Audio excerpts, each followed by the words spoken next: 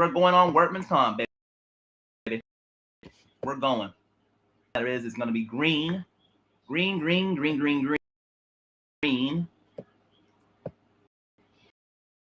All right. I'm checking my old one to make sure it went through. The time started by now.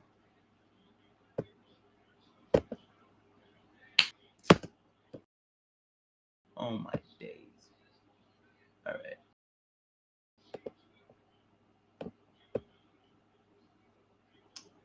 Whew, it is sluggish for me, but I'm going to push it to get it done. Let me make sure my face is there. And yeah, didn't even have it. I'm trying to see. I'm just trying to pull up more. I haven't even pulled that shit. Oh no, don't do that. You know what? Freak it. Well, let's do it.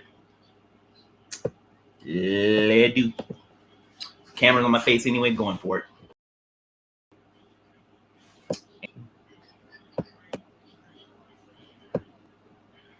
All right. Officially on stream and on time. Here we go. The fact that right now you can grab 43% off Expedition 33, 37% off Shout Black Myth Wukong. Like instant gaming. Is our collective shout. But who exactly is this shady outfit? According to many online sources, collective shout what is about for her and made my opinions on that. Academy of Technology and Ethics authored sex dolls, robots and woman-hating and serves on the board of Reclaim the Night Perth. All of this doesn't build up a good picture because it paints Roper not as a neutral advocate for policy, but as a hard idea of a long history of conflating fringe tech and lawful adult expression with systemic abuse, leaving little nuanced artistic freedom or democratic debate.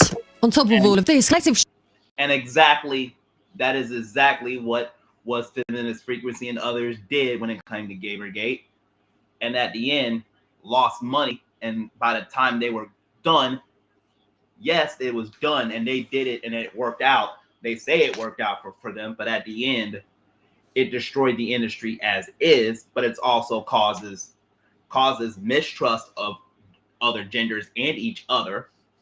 There's other of the genders of male and female together, and that is a gender war in and of itself, and it didn't solve anything.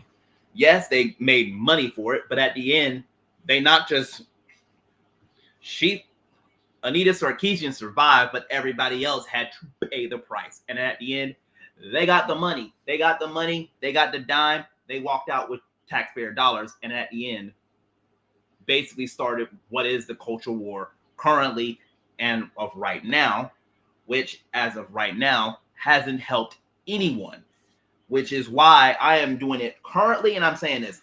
Welcome back to the stream because I made it at the end. It's like it was start of the stream was on time at 8:19 to go for 8:21. I'm a minute in for this stream, and I'm pushing to get this done to the very end, whenever I'm going to stop to do so tonight, because it is in no uncertain term. This is a problem currently. This is a problem, and it's not even just of the gender war for it in these and gaming and everything else ensues. It has gone to the point where it's the war of left versus right. And the problem matter is these are literally the elites of both. And at the end, when it came to this very person of collective shout, because I will put up the full voice to tell you why and this she did what she did. And at the end, ideological root hardly suffered. From 1993 to 2005, she served as an advisor to Senator Brian Harradine, a Catholic ultra-conservative. Wait a minute before we rent the. To many online sources, Collective Shout is an Australian activist group that brands itself as a grassroots campaign for a world. And when I show this is Collective Shout. This is who they are. They are 100%. Another purge. Full price. Click the this Pinned is. I hope to stop here to show. to many For many online sources and everything else, this is who Collective Shout is, and here's the truth of what they really are. 411 from the streets of Sector 3 and myself and others everywhere in the gaming world. Shout is an Australian activist grassroots campaign for a world free of sexploitation. But so the problem of it is they had to use government means. At the end, they'd say, "Oh, we did it without it," but at the end, they were used by setting up with government means. But it's also they work with the government to get even the problems done for its own, for literally a political meeting, and also literally a Christian nationalist meeting and everything else. So we don't support even the ways of doing this, to use religious meaning and each other to put everything else and force a lot of the stuff that they want down their throats. That's not going to work here. To me, I am a person says is we're going to work together as a community to solve it. Gamers, Hollywood folks that are loving movies, doesn't matter of everything else. This is the point of it, of putting religion, politics, and everything else together to literally support censorship and set up censorship. That is going to be, and Japan is trying to realize and is trying to go off and realize what is going on. That's the problem here. That is why I'm saying when it comes to stuff that is even corn, because this is exactly what it is, of adult content of corn and everything else, which is P, which is for YouTube's space, or I can call it for what it is, porn and everything else. That is a failure. That is going to fail. And at the end, the backlash will just be going towards the gaming industry, but it's going to go towards Steam and everything else, but it didn't. And at the end, that is a problem. I think we are on the time that I've even said in the 2024 election, I've said that if it's going to be there, and I'm saying it in full honest assessment, 110% of any means, we are in an internet TV era of YouTube, but it's also decentralization is that time for a lot of reasons for Hollywood. Decentralization is a need for even buying stuff nowadays, because cryptocurrency is going to be that part, and that is a part of it. And I'm going to back this on till I'm blue in the face. But this is exactly who they are, and now I'm going to run it and talk about it through it. Behind the slogans lies something far more extreme, as we shall quickly learn. The organization was founded in 2009 by Melinda Tankard Rice, a self-described and this is who she is. Pro-life feminist. Collective Shout appears to be one of those groups that operate at the intersection of radical feminism, Christian fundamentalism, and moral authoritarianism. They're anti-porn, anti-sex work, anti-abortion, and openly hostile to sexual expression in media, not just in... And that's even a part of it. This is what people that are fighting the new drug and are members of it, and also willing to talk about it for myself about these guys. This is what they're up against. They're up against people like Collective Shout here. People like Collective Shout and others, they're using religious and legislative means to solve these problems. And religious and legislative means of any way, and it even put together as it is going to be Collective Shout, currently is going to fail. I guarantee it. And even if it did solve anything, in the long term, it is a failure. In Australia, but anywhere their influence can reach. Rice's ideological roots are hardly subtle. From 1993 to 2005, she served as an advisor to Senator Brian Harradine, a Catholic ultra-conservative who helped block the abortion pill RU486, opposing contraception and IVF, and pushing policies aligned with Opus Dei-style Catholic groups. Risers gone as far as to describe adult entertainment as cultural terrorism. And that's the point of it. This is why I can connect something of gaming, something of Hollywood that is issues and all the mess that is in to a larger issue of culture wars and everything else. But the sad realization that it will eventually, in the long term, everything they'll talk about on the short and midterm of a level, but in the long term of any assessment, it is a failure and it will not work. I am in the autism spectrum. From one reason I can say this: I can see long-term shit coming that it may not work, or some cases it may work. Like the K vehicles at that time, I can see that in the long term it will work because the trucks and the cars they're selling now are similar than literally either a Mercedes Benz or literally a Bentley. That is a problem. And I'm saying hashtag K is the way for that reason. But and shout out to I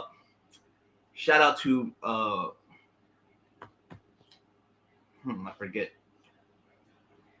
I'll keep going. Shout out to crap. Okay, I'll get to that later. I'll talk about it in another stream of K vehicles, but I'm gonna keep going there.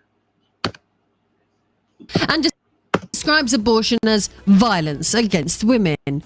After her time in politics, she became a...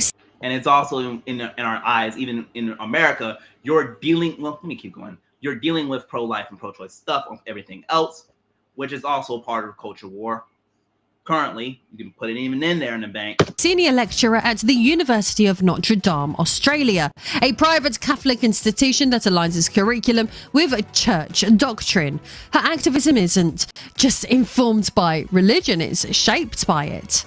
The group's campaigns manager, Caitlin Roper, shares the same ideological fervour.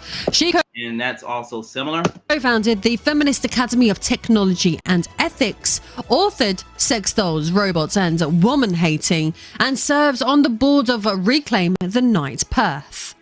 All of this doesn't build up a good picture because it paints Roper not as a neutral advocate for balanced policy, but as a hardened ideologue with a long history of conflating fringe technology and lawful adult expression with systemic abuse, leaving little room for nuance, artistic freedom, or democratic debate. On top of... And that's even the problem when you have people like the lady that is in charge of Collective Shop and Caitlin here in this case, and you have the dealings of the Catholic Church and political leaders and a political leader right along as well into this. That is a problem. That is a problem that in the long term is going to have enormous consequences of all of it. It is a failure in the long term. It's the same way with Brown v. SA and EMA at the end of it of straight, or better yet, the straight pushing gaming bans and everything else from the 90s in the United States. It's a failure in itself as well. On top of all of this, Collective Shout's leadership is stacked with ex-government advisors, missionaries, anti-trafficking NGOs, risk consultants, many of whom conflate consensual sex work with slavery and push deeply religious values under the guise of consumer protection.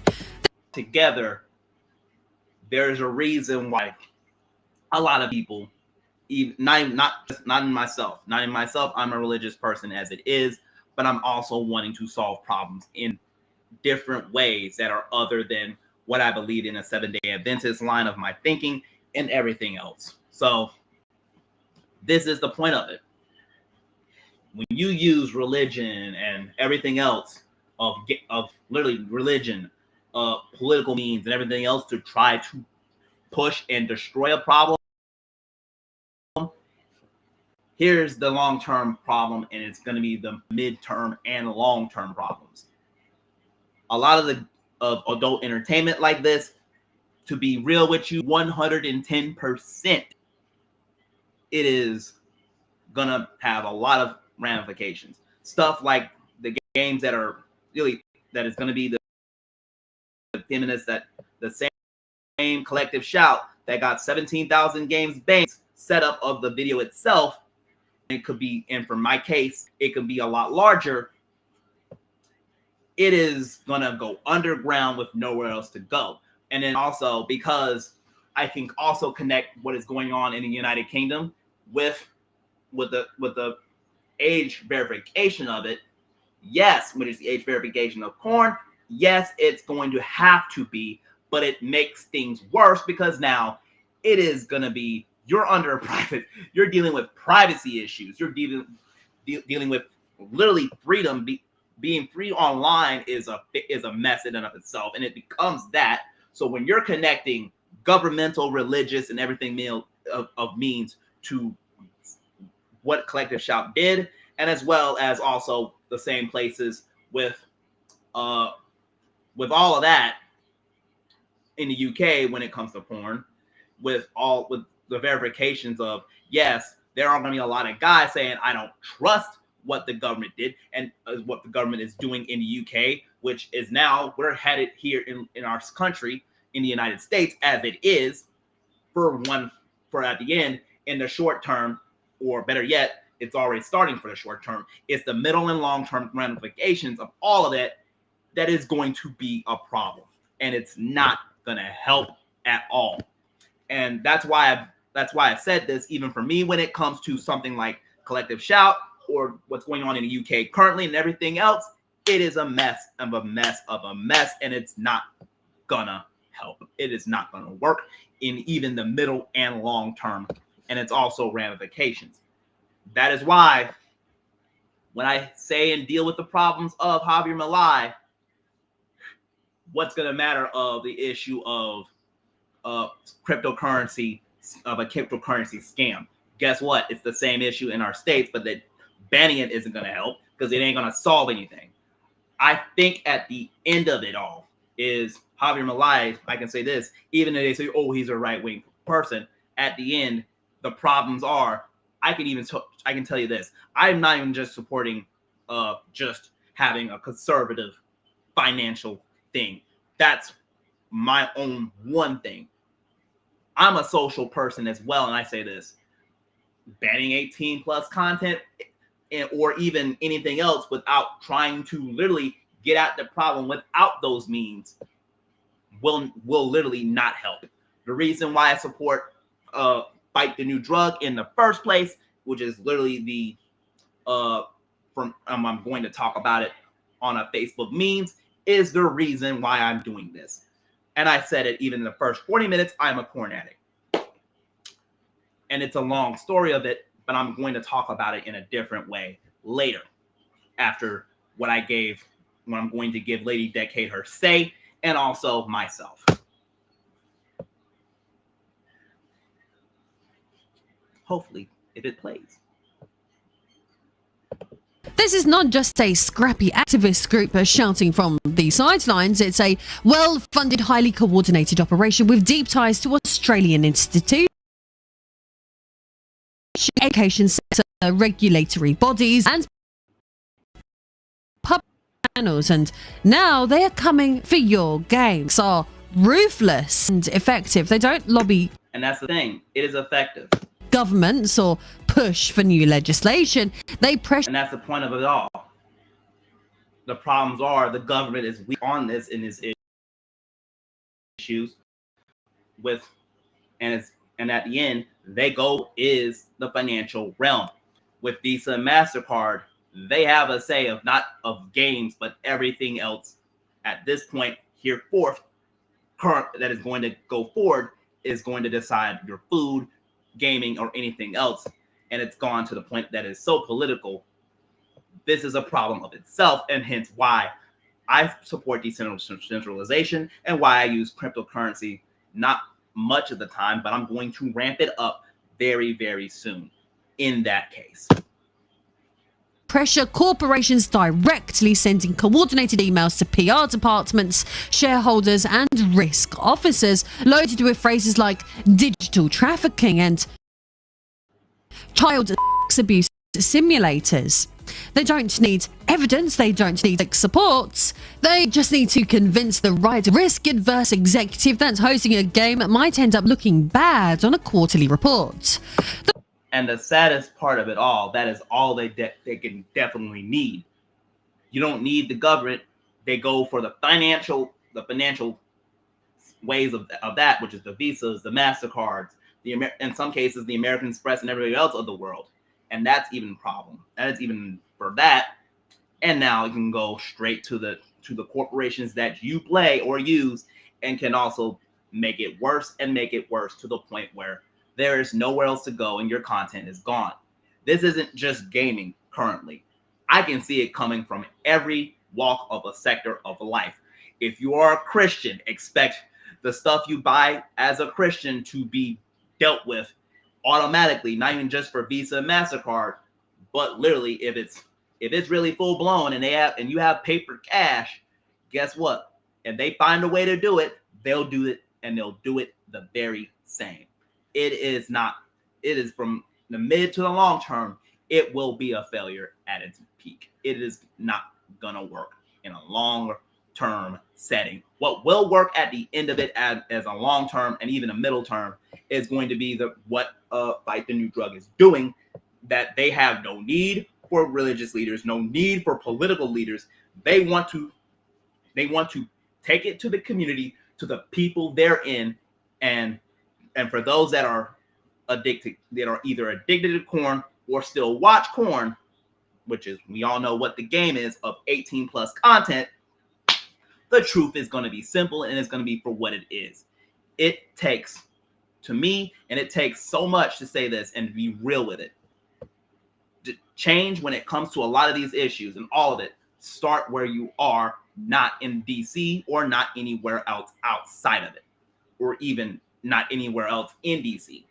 Anywhere else in DC and anything that is federal government related, it's not going to help you in any way.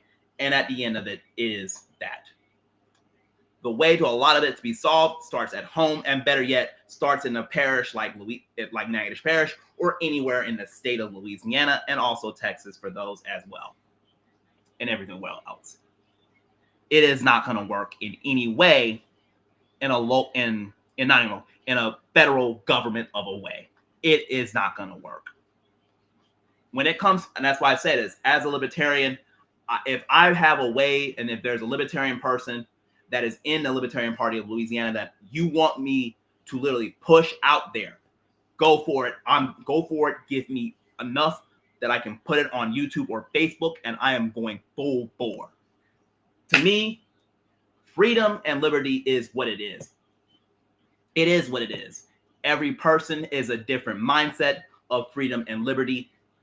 And at the end, when we, the people, drop even of partisan sides of the GOP and Democrat Party, we all agree with something like this. Censorship and even banning stuff does not help people in the mid or even.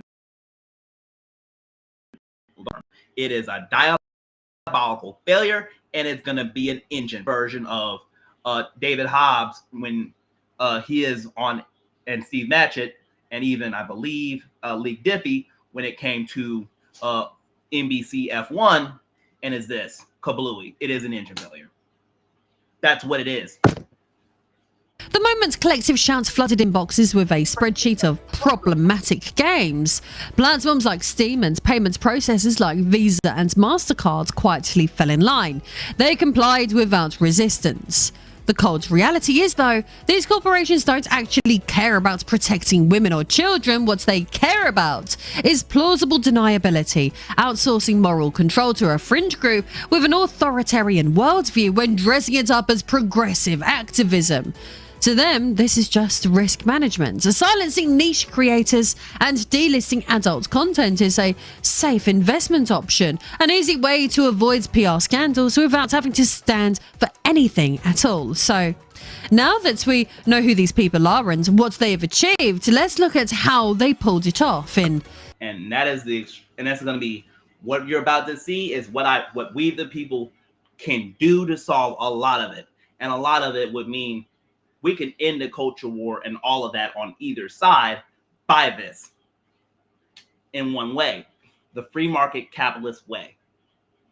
And at the end of it, we the people can deal with that. A lot of us and a lot of people of myself and everybody's ilk have to drop their political ideologies and everything else of the DNR at the door, because when we put our hands together, or we can put hands together and just say, anybody that follows this line of thinking will not be buying a single anything from me until you basically realize what I've done, what the store or anything else I've done is wrong, and we will change minds henceforth for it.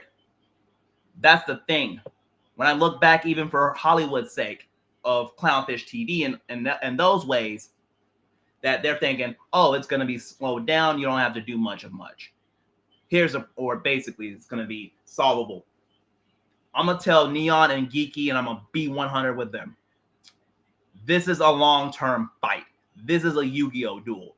This is a Yu-Gi-Oh! Duel of not even just the biggest and the best villains of the world of Yu-Gi-Oh! This is basically we of ourselves, is right along with Yugi, Jaden, Yusei, and the other two protagonists of now Yu-Gi-Oh! Fame, and everybody else after it, is a part of a long war. You're dealing with a culture war that is an issue since 2016, and it is a long war. The only way it will end is to not let the villains of Yu-Gi-Oh! Win, but at the end is to make them, at the end, for us to make the villains of Yu-Gi-Oh! Surrender. And do it as the biggest and the very best as we can when it comes to this. And a lot of reasons couldn't be just of a card game aspect, and I'm using those characters of Yu-Gi-Oh! At this light. It is a protagonist versus an antagonist thing. And I think at the end, this is going to be a way to literally go forward. Instead of literally similar of one of the line, we use the same and emulate it to our good. And to a lot of it is good. And a lot of it would mean, yes, since in Louisiana's case, for my means of that, the GOP is too OP and is never nerfed. But the Democrat Party is weak even currently right now. But at the end, both have been nerfed and buffed and nerfed and buffed and nerfed and buffed, and none of them solved, and none of the same issues that is what is going on in our state for years is still there. And I think for me, I do in my own way have enough of it. I believe when I look at Louisiana currently, this is exactly what is happening. They were nerf buff, but the solutions to their problems aren't being shown and aren't solved. This is exactly what happened even after hashtag Gamergate and then all the way to current. This is a long culture war of all of it, and at the end, and the problem matter is we're going to beat people in ways that is not conducive and is literally at the end of it not sustainable. We have to go decentralization, and we're going to beat them in that way of authoritarianism and everything else. Everybody, and then the people are going to say, oh, it's the authoritarianism. It's not even just authoritarianism of a far left meaning. It's also a far right meaning as well. And then here's the thing that people don't realize. They are the very smallest voices. This woman right here is the smallest voice in the entire Australian room, and also to the world at large. These are the smallest voices of those things. And that is even on those far left and far right. They are going to be the smallest voices. The biggest voices will be the people that are in the center and that are willing to solve problems. This person will not do it. The persons that are quote unquote of the far left religious meaning, of the far left or far right meaning, ain't gonna do it. It ain't gonna cut it because they're weak. And not just they're weak, they're exactly a small minority. To me, when we realize we are the center of it all, and we may agree with a lot of issues, then the two of the biggest parties can understand and realize.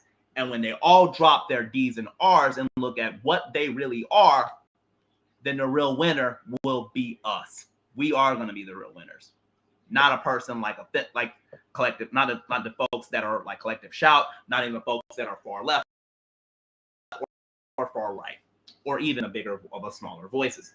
None of that will work. It's the center that will decide their fate, as it always will be. And to me, the real winner at this case will be the people, and also myself and others. Whether you're a gamer, whether you're an entertainment person of the kind of movies and TV and everything else, we will be the real winners at the very end. Because in long-term assessments of the feminists and the management and everything else, it will not work. Yes, it saves lives in the middle of the term and everything else, but at the end, men, women, and everything else will say these words. What is the results? Give us the results. Show your work, and I'll show mine, and I'm gonna tell you what it is. And if it is what it is, and I can tell you what it is a failure. You're just failing at it. And I'll be back for a few minutes. Yes! All right. Let me take a few minutes of that, and I'll be back.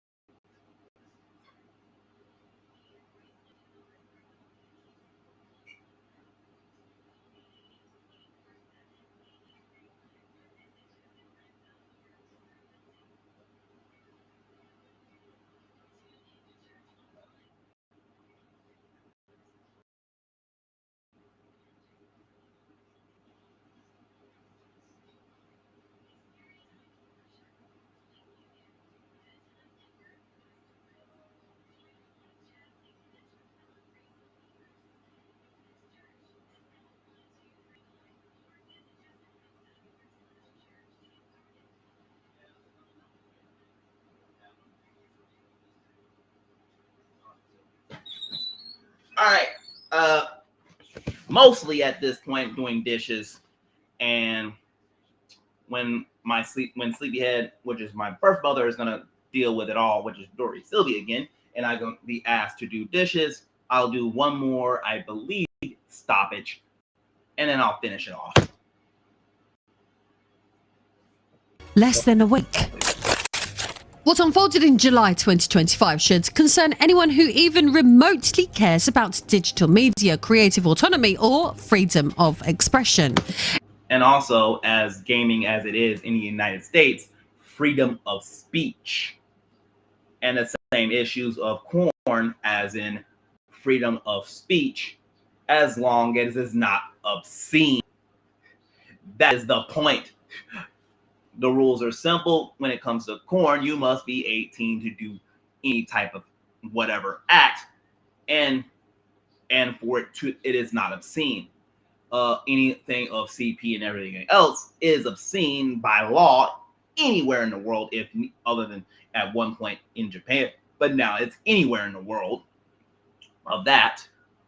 I think at the end of it, a lot of and at the way of it is, who can stop a collective shout that is banning 17,000 games could go for Hollywood, could go for the corn industry and everything else, when a lot of the issues that can be done and are solvable right now, you can literally ask the same. There are more people that know how to literally talk about the issues of trafficking, of sex trafficking, or sex trafficking in anywhere else of that line, and how to solve it. And they're all pointing to corn, literally the normality of it. And to me, the people that are members of Fight the New Drug agree that banning stuff or having the help of a means of religious and legislative means at the long term will not help and will not work. Yes. And then also Fight the New Drug agrees at this case with Brandy, or agree with this case of Brandy Love when it came to that. And at the very least is literally agreed with Brandy Long to have real, full ID authentication in any way. But also, I will agree with Fight the New Drug, as I also agree when it comes to ways to do so without banning, is also ways to do it without going overboard. And I think at the end of it, in this case, in the UK, it may go overboard. Guess where they're going to deal with? They're going to go for the people that are going to use it and actually go to a paid or free VPN, which to basically still do the content, and it's going to fail it on a hard bricks, because guess what? If they add in the same way a geolocated fence of everything else, that is not going to work either, and it's not even going to help it. They're going to do everything possible of the UK, which is the Labour Party, and also for those that the reason why the Labour Party won in the first place, in this case, was the 12 years of conservative rule, which is even a mess on that too. And if I were to have a talk with a UK Libertarian Party and having to look at the same issues there of the Labour Party of the left and the Conservative Party, or whatever side of the ideological mind abound on any other side, is, to be honest with you, it's also in the UK, you do need a Libertarian Party, but the problem matter is it is not simple to do, and not in the same issue of it made it to Parliament. Canada will likely be the same call. Mexico will be the same call. And I think this is exactly what takes. What will it take? It will mean, yes, we do need a Libertarian Party in many ways.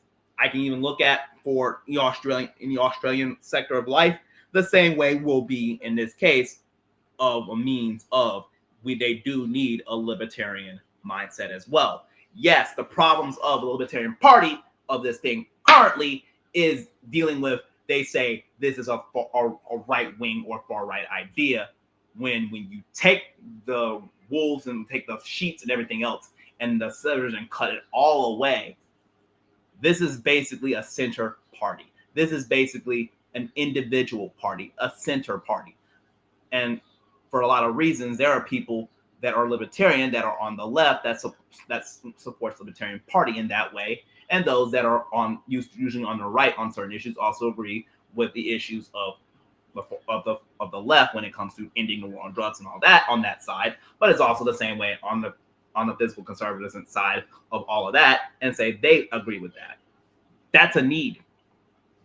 When you're having these problems and you're looking at the biggest actual voices of the far left and right are these of one of the far of the side that is of that, and those on the far left of it and the far right of it of those bigger voices, it's people thinking that's all they're going to talk about and it's all they're going to say.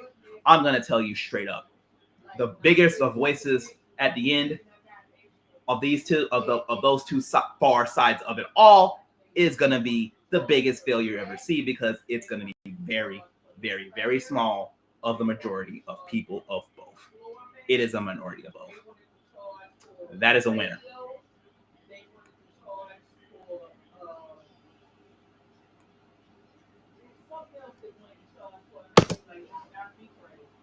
It began on the 22nd of March when a controversial visual novel titled No Mercy Hangover launched on Steam with the tagline, "Never take no for an answer." Yep, and I'm looking at it, this isn't where it starts, but this is exactly where it starts from, and it's this.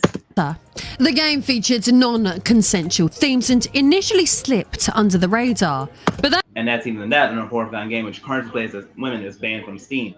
But at the end, guess what? And guess what's going to go for it? More, because we let them get away with it.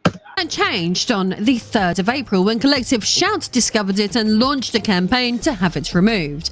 They gathered 70,000 petition signatures and flooded Valve with 3,463 emails, all directed to CEO Gabe Newell. Every single one of them will go to the CEO. And that's it. That's all you. That's the point of it. You want to know how many could do? I haven't been on. This is the thing for me when it comes to that. A lot of them say, "Oh, there's not enough emails to hear it," but at the end, it's going to be the same of emails, phone calls, and everything else. So at the end, this is how much it can work. This is a thing we don't realize how much we can do it in a similar way. To not just go to the CEOs, but also not even just go to government, go to the same CEOs the same way, and at the end, give actual people actual power to say, "I'm not using it." Avoids PR scandals without having to stand for anything at all. So now that we know who these people are and what they have achieved, let's look at how they pulled it off in less than a week. What unfolded in July 2025 should concern anyone who even remotely cares about digital media, creative autonomy, or freedom of expression. It began on the 22nd of March when a controversial visual novel titled No Mercy Hangover launched on Steam with the tagline, "Never take no for an answer." The game featured non-consensual themes and initially slipped under the radar, but that changed on the 3rd of April when Collective Shout discovered it and launched a campaign to have it removed. They gathered 70,000 petition signatures and flooded Valve with 3,463 emails. 3,000 emails. And let me say this again. This is how it's gonna hit it. This is how people can hit it. Overflows straight to not even of government, but shove it straight down to the people that are there. No for an answer. The game featured non-consensual themes and initially slipped under the radar, but that changed on the 3rd of April when Collective Shout discovered it and launched a campaign to have it removed. They gathered 70,000 petition signatures and flooded 70,000 signatures and how many? Valve with 3,463 emails, all 3,463 emails and 70,000 plus signatures.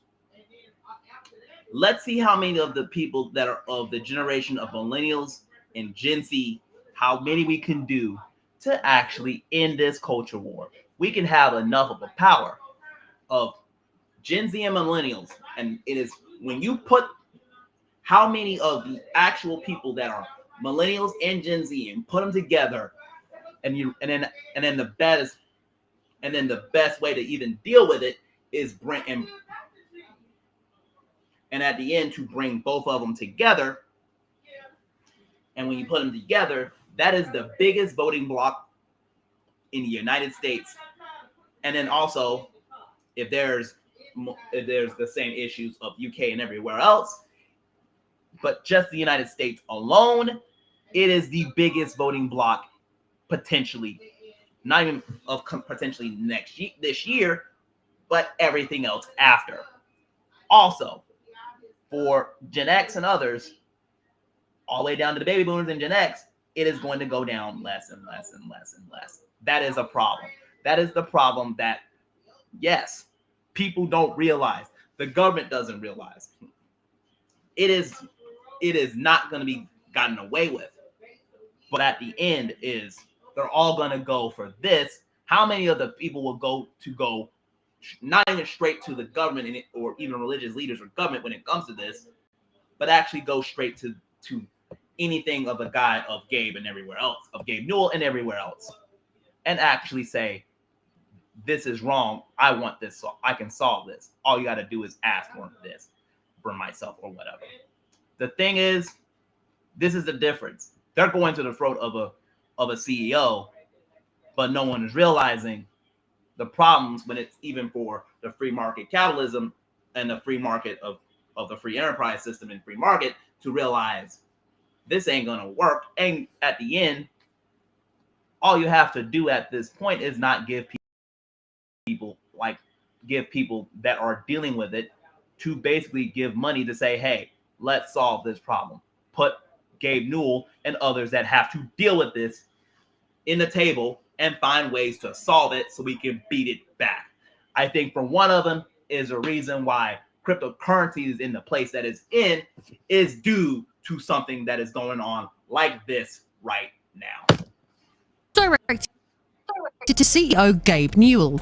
On the 11th of Valve caved and pulled the game, but rather than claim victory, collective shout escalated And cranked up even more.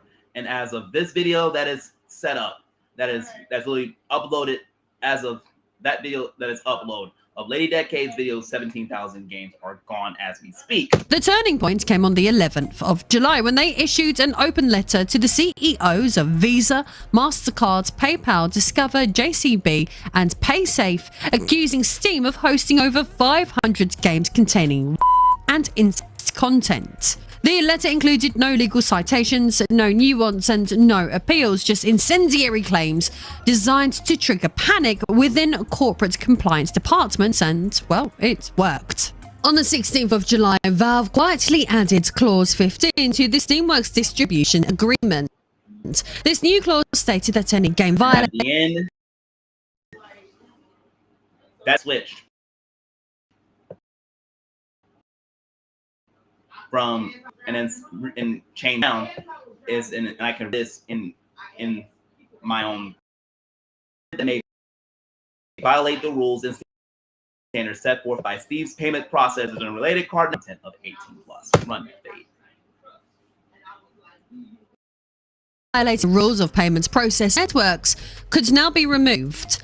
No specifics were listed, and there was no examples, no appeals, and in a single sentence, Valve had effectively handed editorial control to private financial entities if no and with any way of that is exactly what happened. They gave up power of their own business, of everything else, of gaming, that is, of buying and selling of gaming, or even just selling gaming and everything else, of that power of Steam by Gabe Newell, and basically gave it to basically the financial entities and everything else in it. Transparency or oversight, and they publicly acknowledged the change, but of course, the general public would soon learn the truth. As it is, and that's the point of it. That is a problem. The 16th and 19th of July, watchdog site Steam DB recorded over 400 game removals, adult visual novels and simulators. Many had previously passed the Steam's own moderation and developed notice. Some were flagged for vague tag for adult themes that had never been a problem before. And that's the point of it. Broken rules of it to basically literally just to say broken rules of system or even adult content. And then that's 17,000 games that's supposed to be in Steam gone.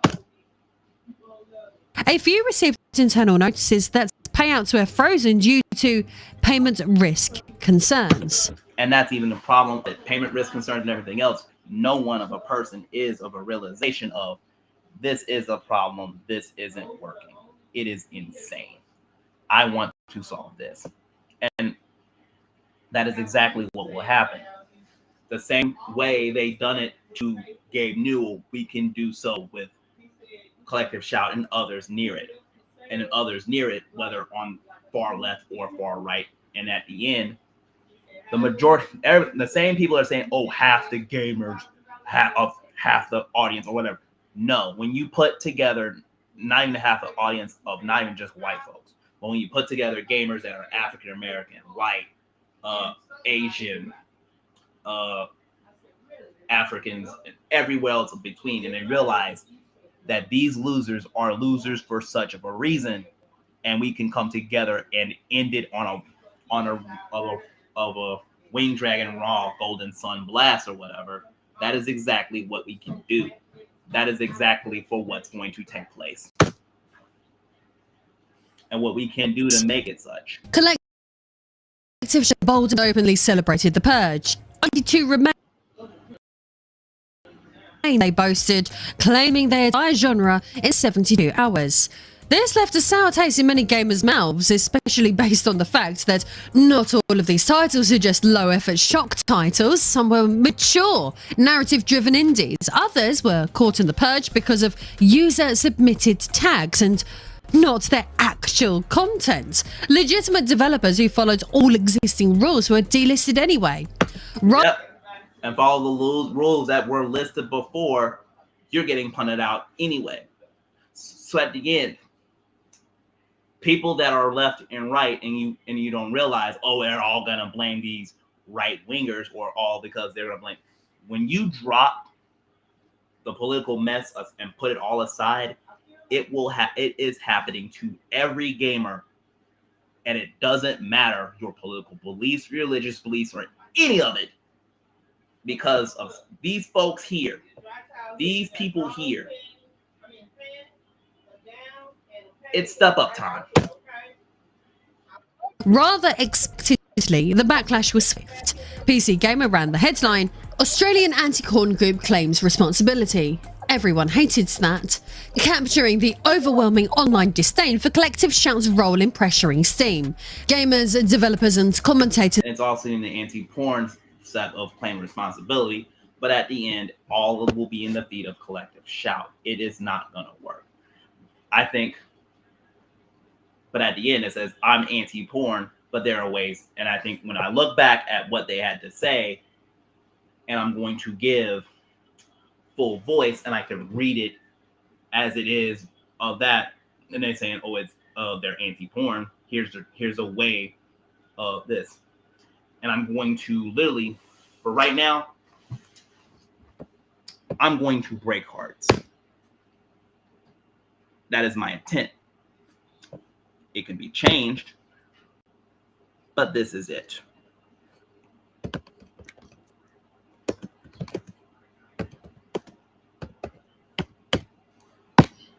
And at the end, I would say this. I'm going to share this tab instead first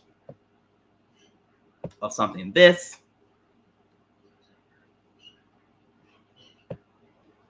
Commenter is, let me see, you know what? This is that tab. This is going to be this. Oh man, that's the wrong one anyway. Wait, is that the right one? View the tab. Hold on. Let me make. Yes! All right, I'm coming. Let me make sure I get what it is before I go any further. And nope, that's the other one. I'll deal with that one. All right, hold on. All right. Which I'm going to work here. This is Google. And now this is it, hopefully. Sharing this tab to this stream itself. And this is the tab itself. And you know what? Wait, I'm going to deal with what I can. Let me see. This is actually okay. I think I know what it is. I got this. Replace that share. And this is fight the new drug, which I will switch here. We're on rare form today. We are on rare form today. This is fight the new drug. And this is why I've said this. And raises effects is using only science facts and personal accounts. No need for any of the government and those names here. And this is their stop the demand. But it's also is dealing with their own ways of issues there as well. Yeah, this is their own issues for the point of it's also there are also people like Nina Hartley. And even if I don't agree with her, Miss Nina Hartley here, or even this, I'm going to find ways to solve problems like this in not even my own way, but others' ways to work together to solve a lot of this. This is it. This is why the values is this. Research-based education preserving. And I can tell you why this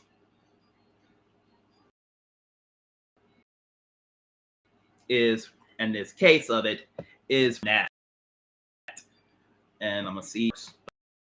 But if it doesn't, I can deal with this.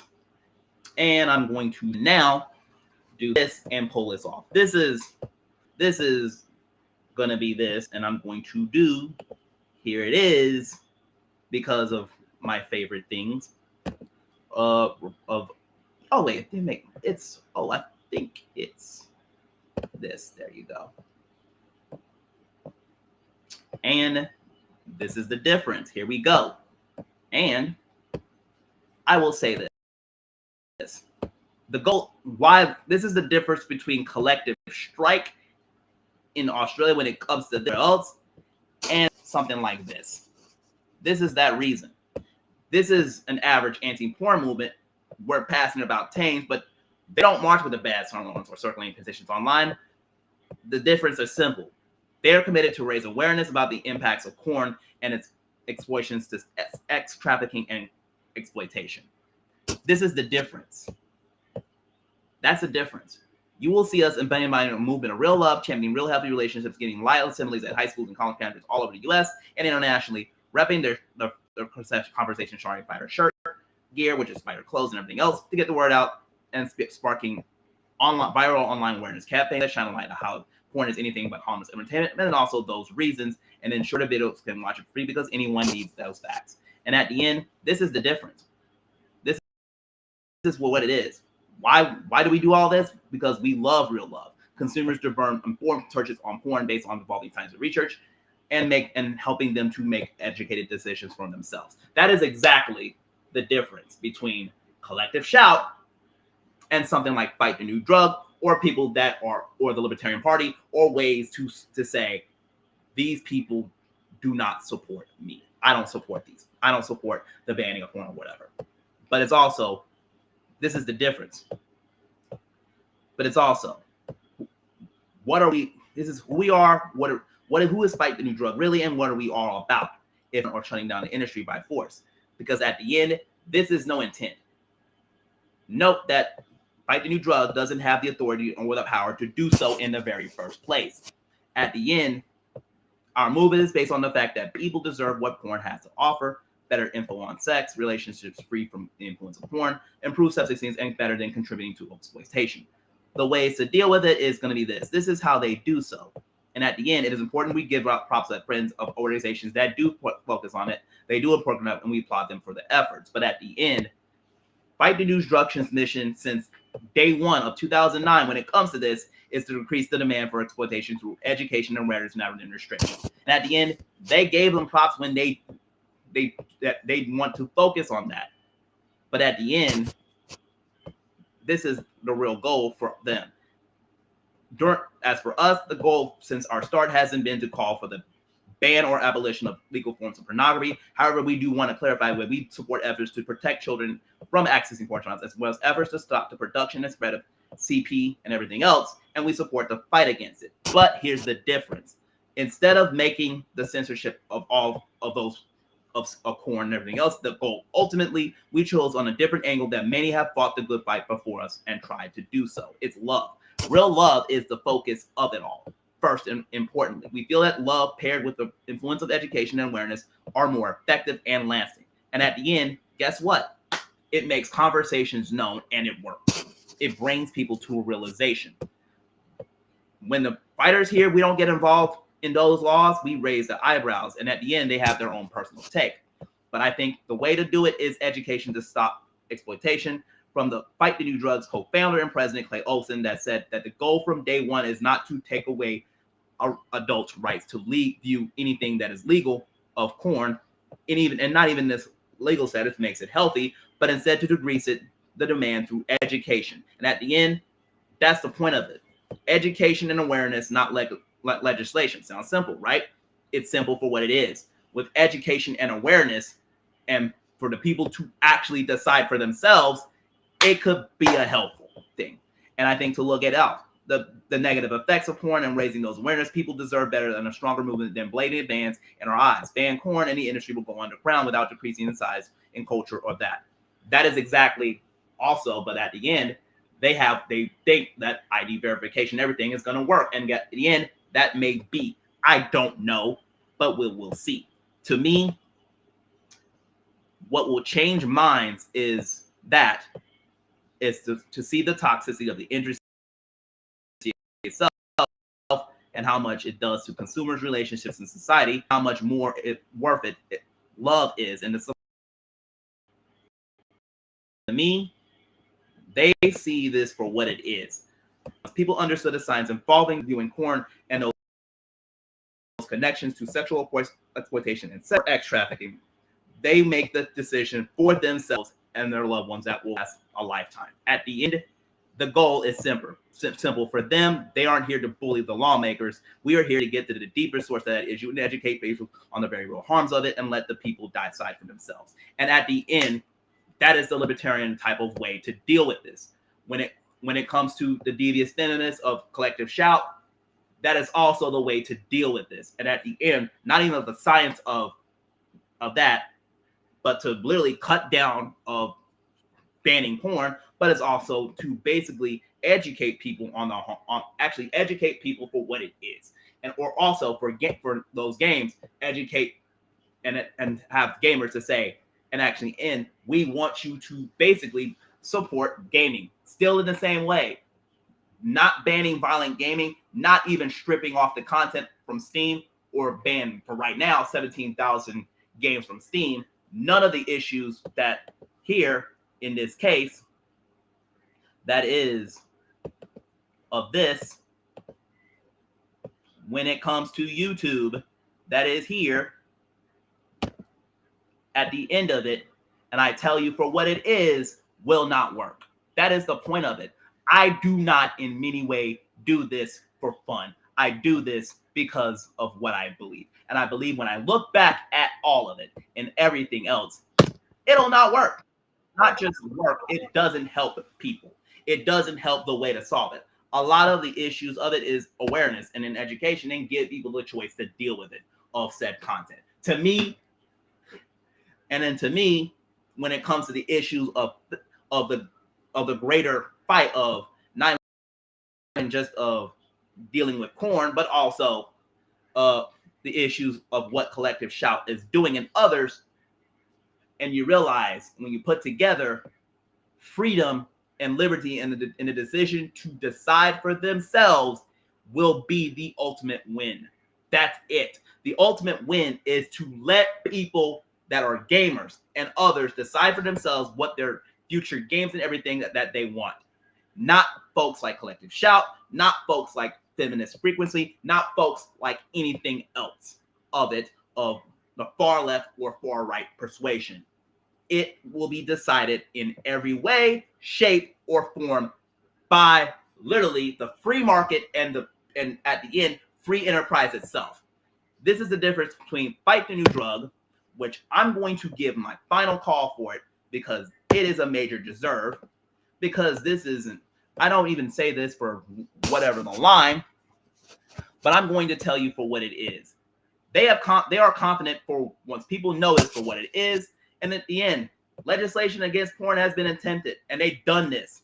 It failed to pass and even wasn't effective in their theory. They have even shown how many attempts to do so and details how censorship or banning porn isn't even necessary for private companies to amply step out of it. At the end of it, the aim is to move the issue is basically this. There is no legislation required. There is no asking for help of the religious organizations also required.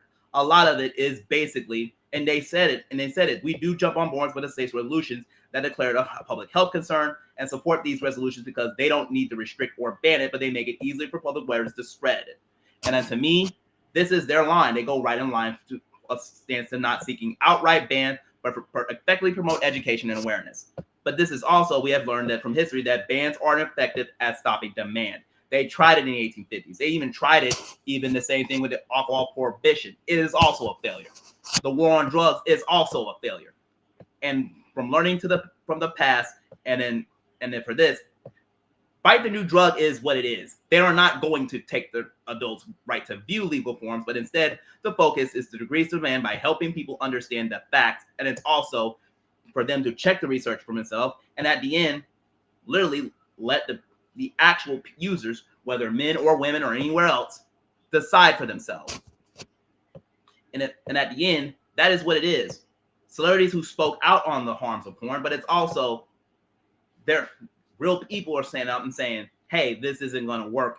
And at the end, they could say this. They have the evidence to prove it. They could have decades of research. And at the end, there'll be more decades of research. And at the end, they said for what it is. It harms individuals, hurt relationships, and negatively affects society because there's so much science there's that much science and then many research are showing that. But it's also,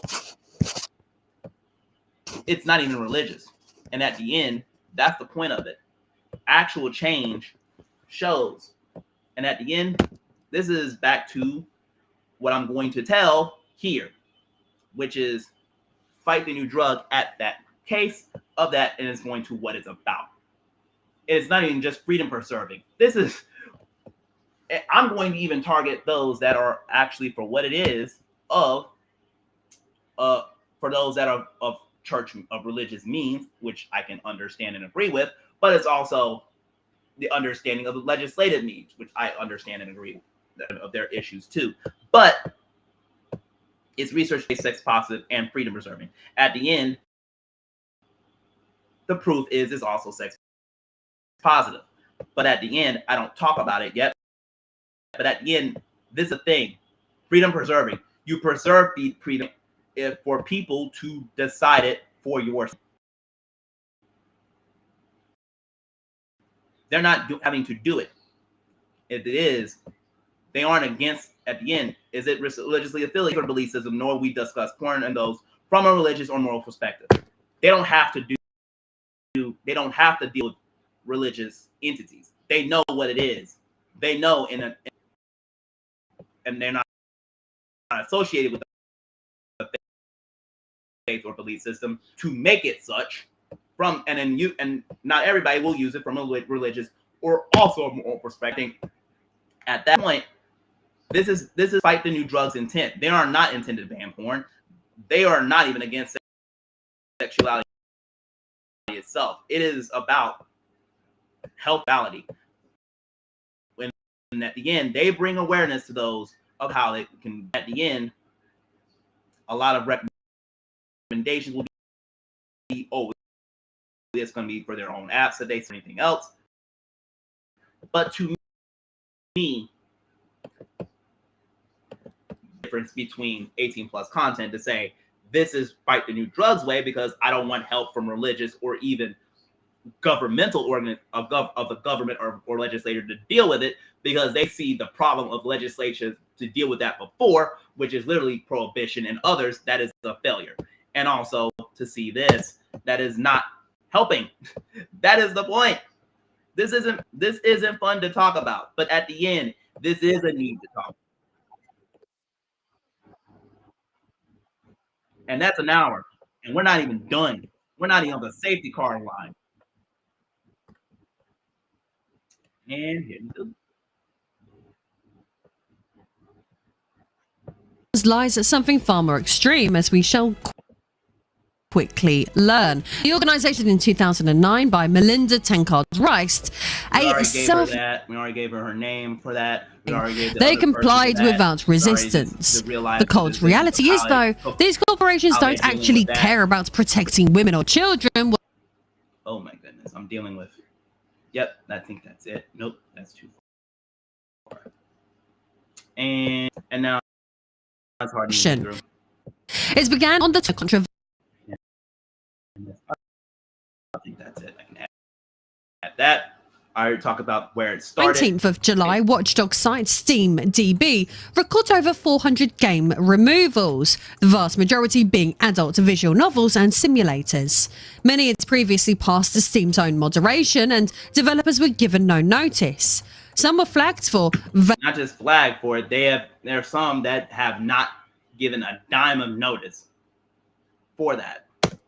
Tag violations, others for adult themes that had never been a problem before.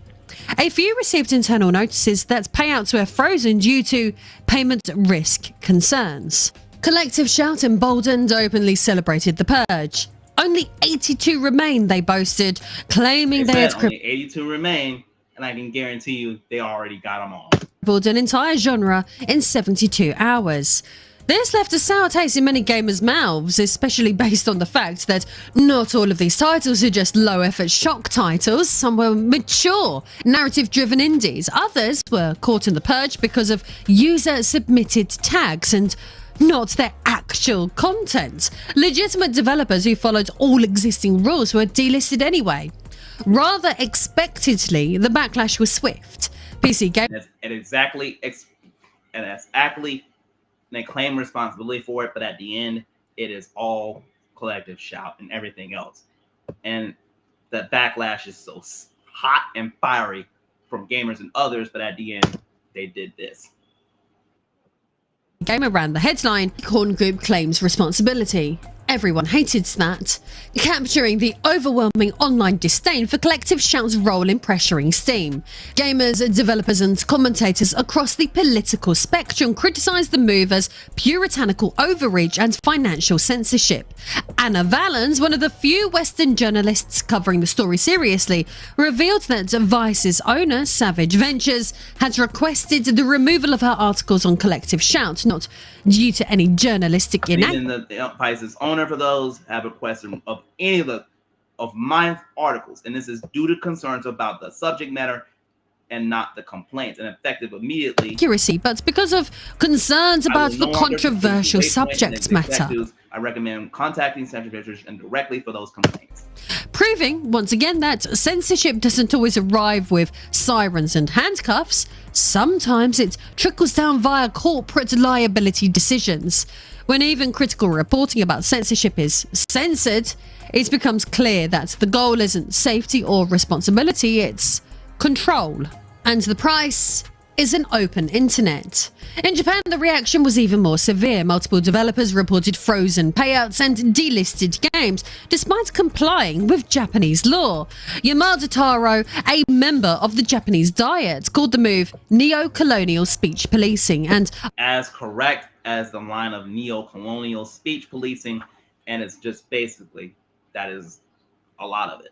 Opened a formal investigation into foreign financial influence on Japan's digital markets.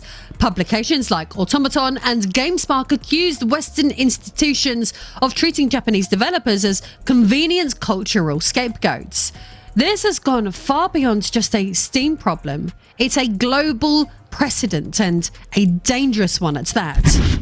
This terrible situation highlights a deeper truth that, up until this point, rarely got acknowledged enough.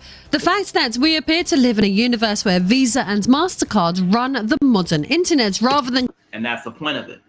They run the point of the modern internet, of Visa, MasterCard running the modern internet. They run everything. Not even American Express, and also not even Discover. It's these two.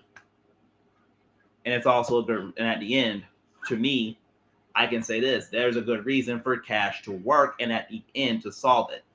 But it's also, for me, I can tell you, for my honest assessment of it all, is if you thinking cash is going to work with dealing with a digital product, that's how's it going to work. To me, at the end, there are ways to do it. And a lot of it would mean if they do have ways to save the links of a content of download links or whatever the case, and can be basically be sold to anywhere else to use cryptocurrency for it, that is going to take place. And that's what will take place. Than governments, voters, or even platforms themselves. Between them, these two companies process over 85% of credit card transactions in the United States and more than 80% of global cards-based payments. If you operate a storefront, whether that's Steam, Itch.io, DL Site, Patreon, Fanbox, Subscribestar, or even a Discord Nitro, your survival depends on remaining in their good graces. Lose access to Visa and MasterCard, and suddenly your revenue vanishes overnight.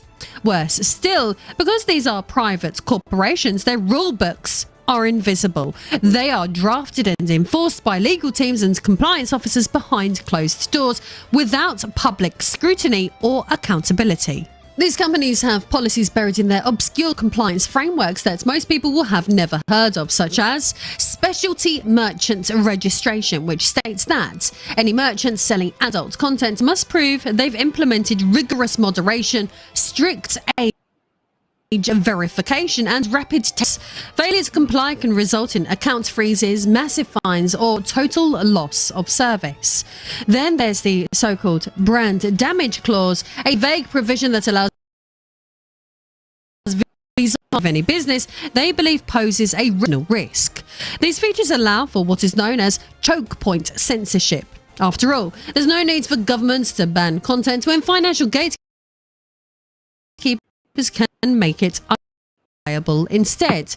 And at the end, that's even the batter at this case, which I'm going to check my face to see it's there. Yep, that's it. But it's not even just of the issues that it would need a governmental setup. They go under government and go straight to the heart of the issues of finance, which is Visa and MasterCard, and the corporations, or better yet, the game industry setups themselves. That's even a bigger, and that's the thing, a major and worse, a bigger problem. This means there are no trials, no legislation, and no democratic oversight, just a cutoff that renders content unprofitable or unpublishable. And this isn't new, it's just expanding. In 2010, when WikiLeaks published classified diplomatic cables, Visa... And that's what it, and it's also for those that are WikiLeaks, that are the secret cables, and also when it was shown due to the war in Iraq, Afghanistan, and everything, guess who literally ended WikiLeaks, or basically started to end it? And it's not even Julian Assange, who is now free, but at the end, he aged so much in prison. But the problem matter is, the truth of it is WikiLeaks got people to realize the government isn't helping them. Visa and MasterCard didn't sue, they simply blocked donations. And at the end, systems. Failure to comply can result in account freezes, massive fines, or total loss of service. Then there's the so-called brand damage clause, a vague provision that allows Visa or MasterCard to sever ties with any business is a reputational risk. These feed choke point censorship. After all, there's no need for governments to ban content when financial gatekeepers can make it unviable instead. This means there are no trials, no legislation, and no democratic oversight, just a silent cutoff that renders content unprofitable or unpublishable. And this isn't new, it's just expanding. In 2010, when WikiLeaks published classified diplomatic cables, Visa and MasterCard didn't sue, they simply blocked donations. Within days, the site was nearly bankrupt. It only recovered after years of litigation in Iceland. In 2020, both companies... And at the end, this is it. This is what actually happened at the end of it. ...known as choke point censorship. After all, there's no need for governments to ban content when financial gatekeepers can make it unviable instead. This means there are no trials, no legislation, and no democratic oversight, just a silent cutoff that renders content unprofitable or unpublishable. And this isn't new, it's just expanding. In 2010, when WikiLeaks published classified diplomatic cables, Visa and MasterCard didn't sue, they simply blocked donations. Within days, the site was nearly bankrupt. It only recovered after years of litigation in Iceland.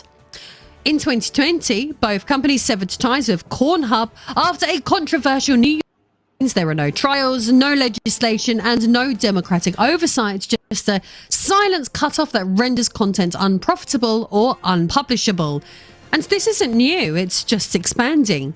In 2010, when WikiLeaks published classified diplomatic cables, Visa and MasterCard didn't sue, they simply blocked donations. They didn't have to do anything.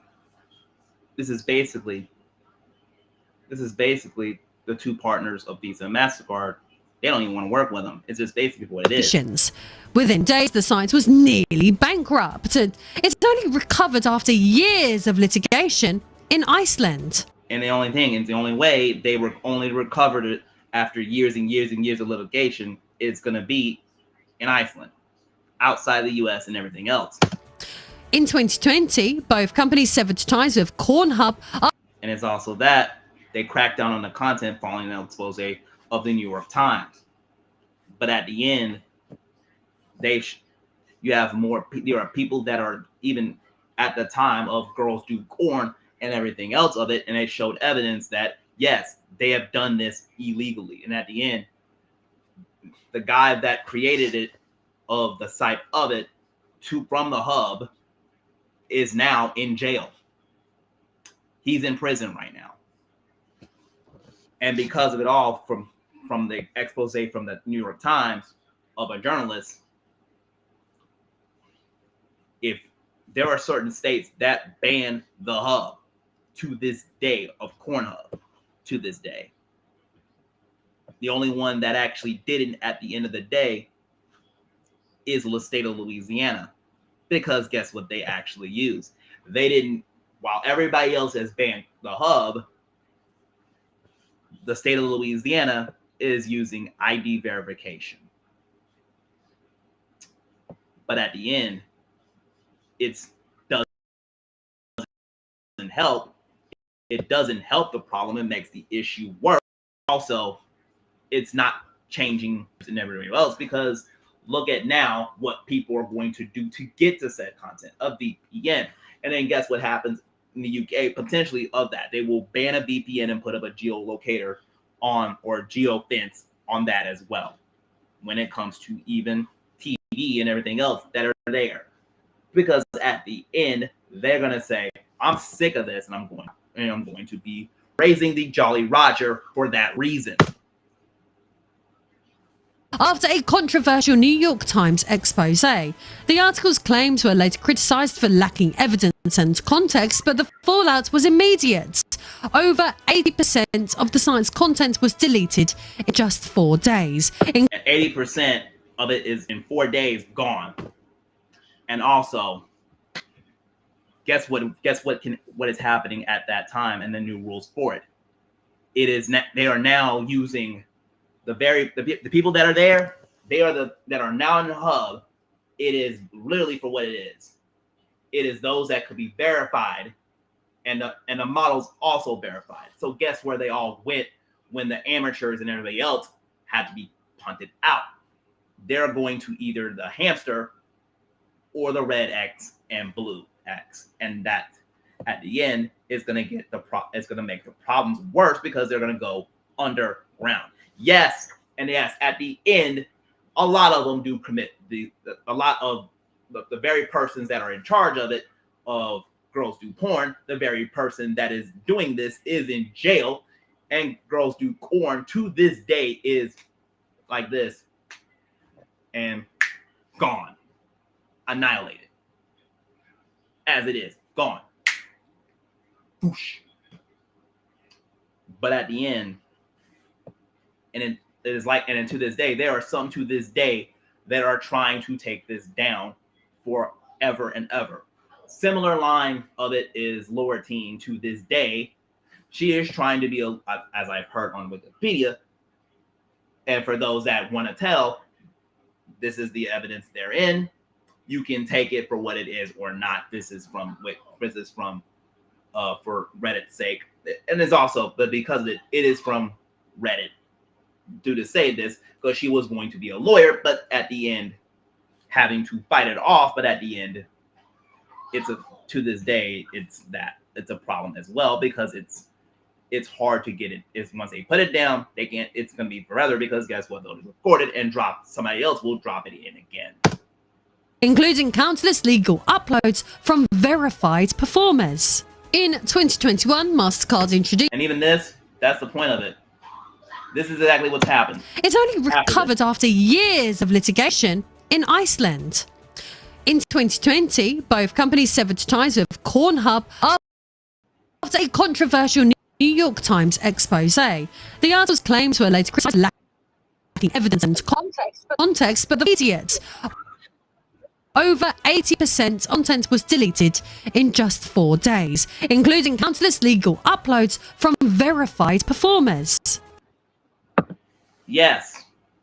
So even 80%, what is also in it, verified anything else that are from actual valid and true performers, along with that 80%, and also people that are verified in ways that are also in the line of amateur.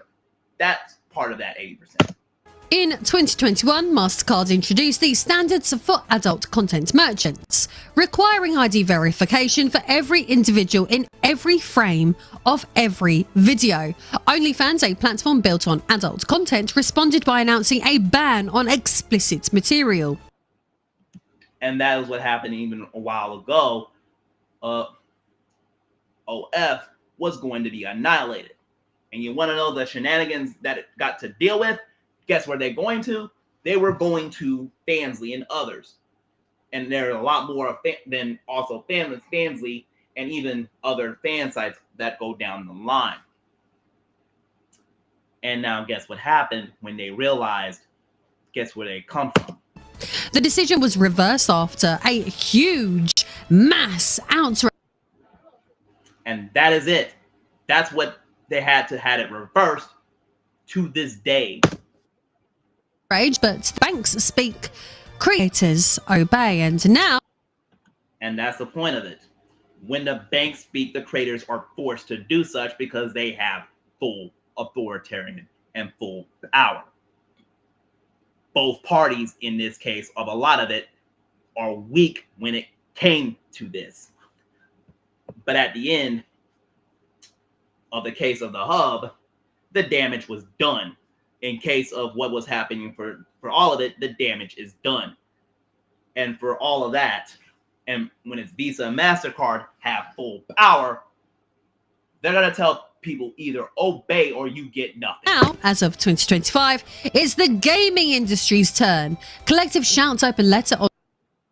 And now the gaming industry and even gamers themselves are their turns to deal with MasterCard and Visa itself.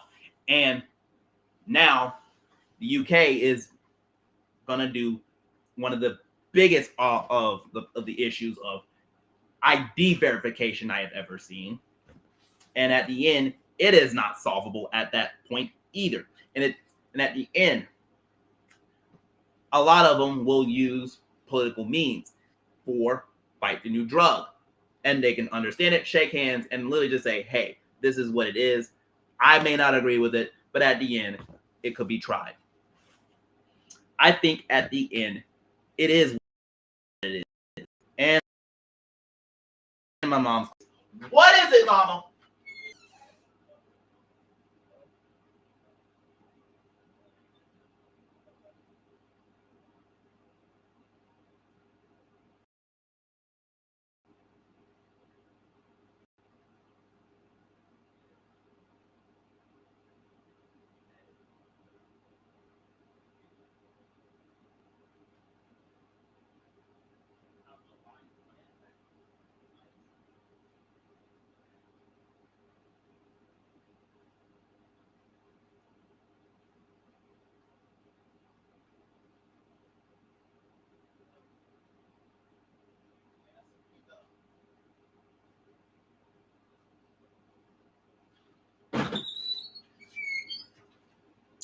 That's enough of the intermissions. I'm just going to keep going with it. On the 11th of July, accused Steam of enabling abusive and illegal content, even though the games were legal in their home countries. Yep, and that's the point of it. Because it's illegal in the eyes of them because of Visa and MasterCard, and not of the, and then at the end, it is government legal. It is legal on home countries and everywhere else. But since it's Visa and MasterCard, they have full power to shut it down. And at the end, because of Steam and others having to deal with it in the gaming industry now, and in the past when it comes to adult content and everything else, it's the issues of it. And here's the difference between Collective Shout, Visa, MasterCard, and others. We're going to have full decentralization by hook or by crook. The problems of it all are the faces of it, of Visa and MasterCard. So, the call for it is made. What can I do to deal with it without these two? Cryptocurrency, which Lady Decade is about to be told and is not to tell us halfway. This is halfway here now, and I'm going to, before I finish it off, I will let you finish. I will finish Lady Decade off before it gets to the solutionary part. And I'm going to make a statement. They sent this letter to Visa, MasterCard, PayPal, Discover, JCB, and PaySafe, as I mentioned earlier, and no courts were consulted. No evidence was required, but the payments processors chose to take action anyway. And hold on. What is it, mama?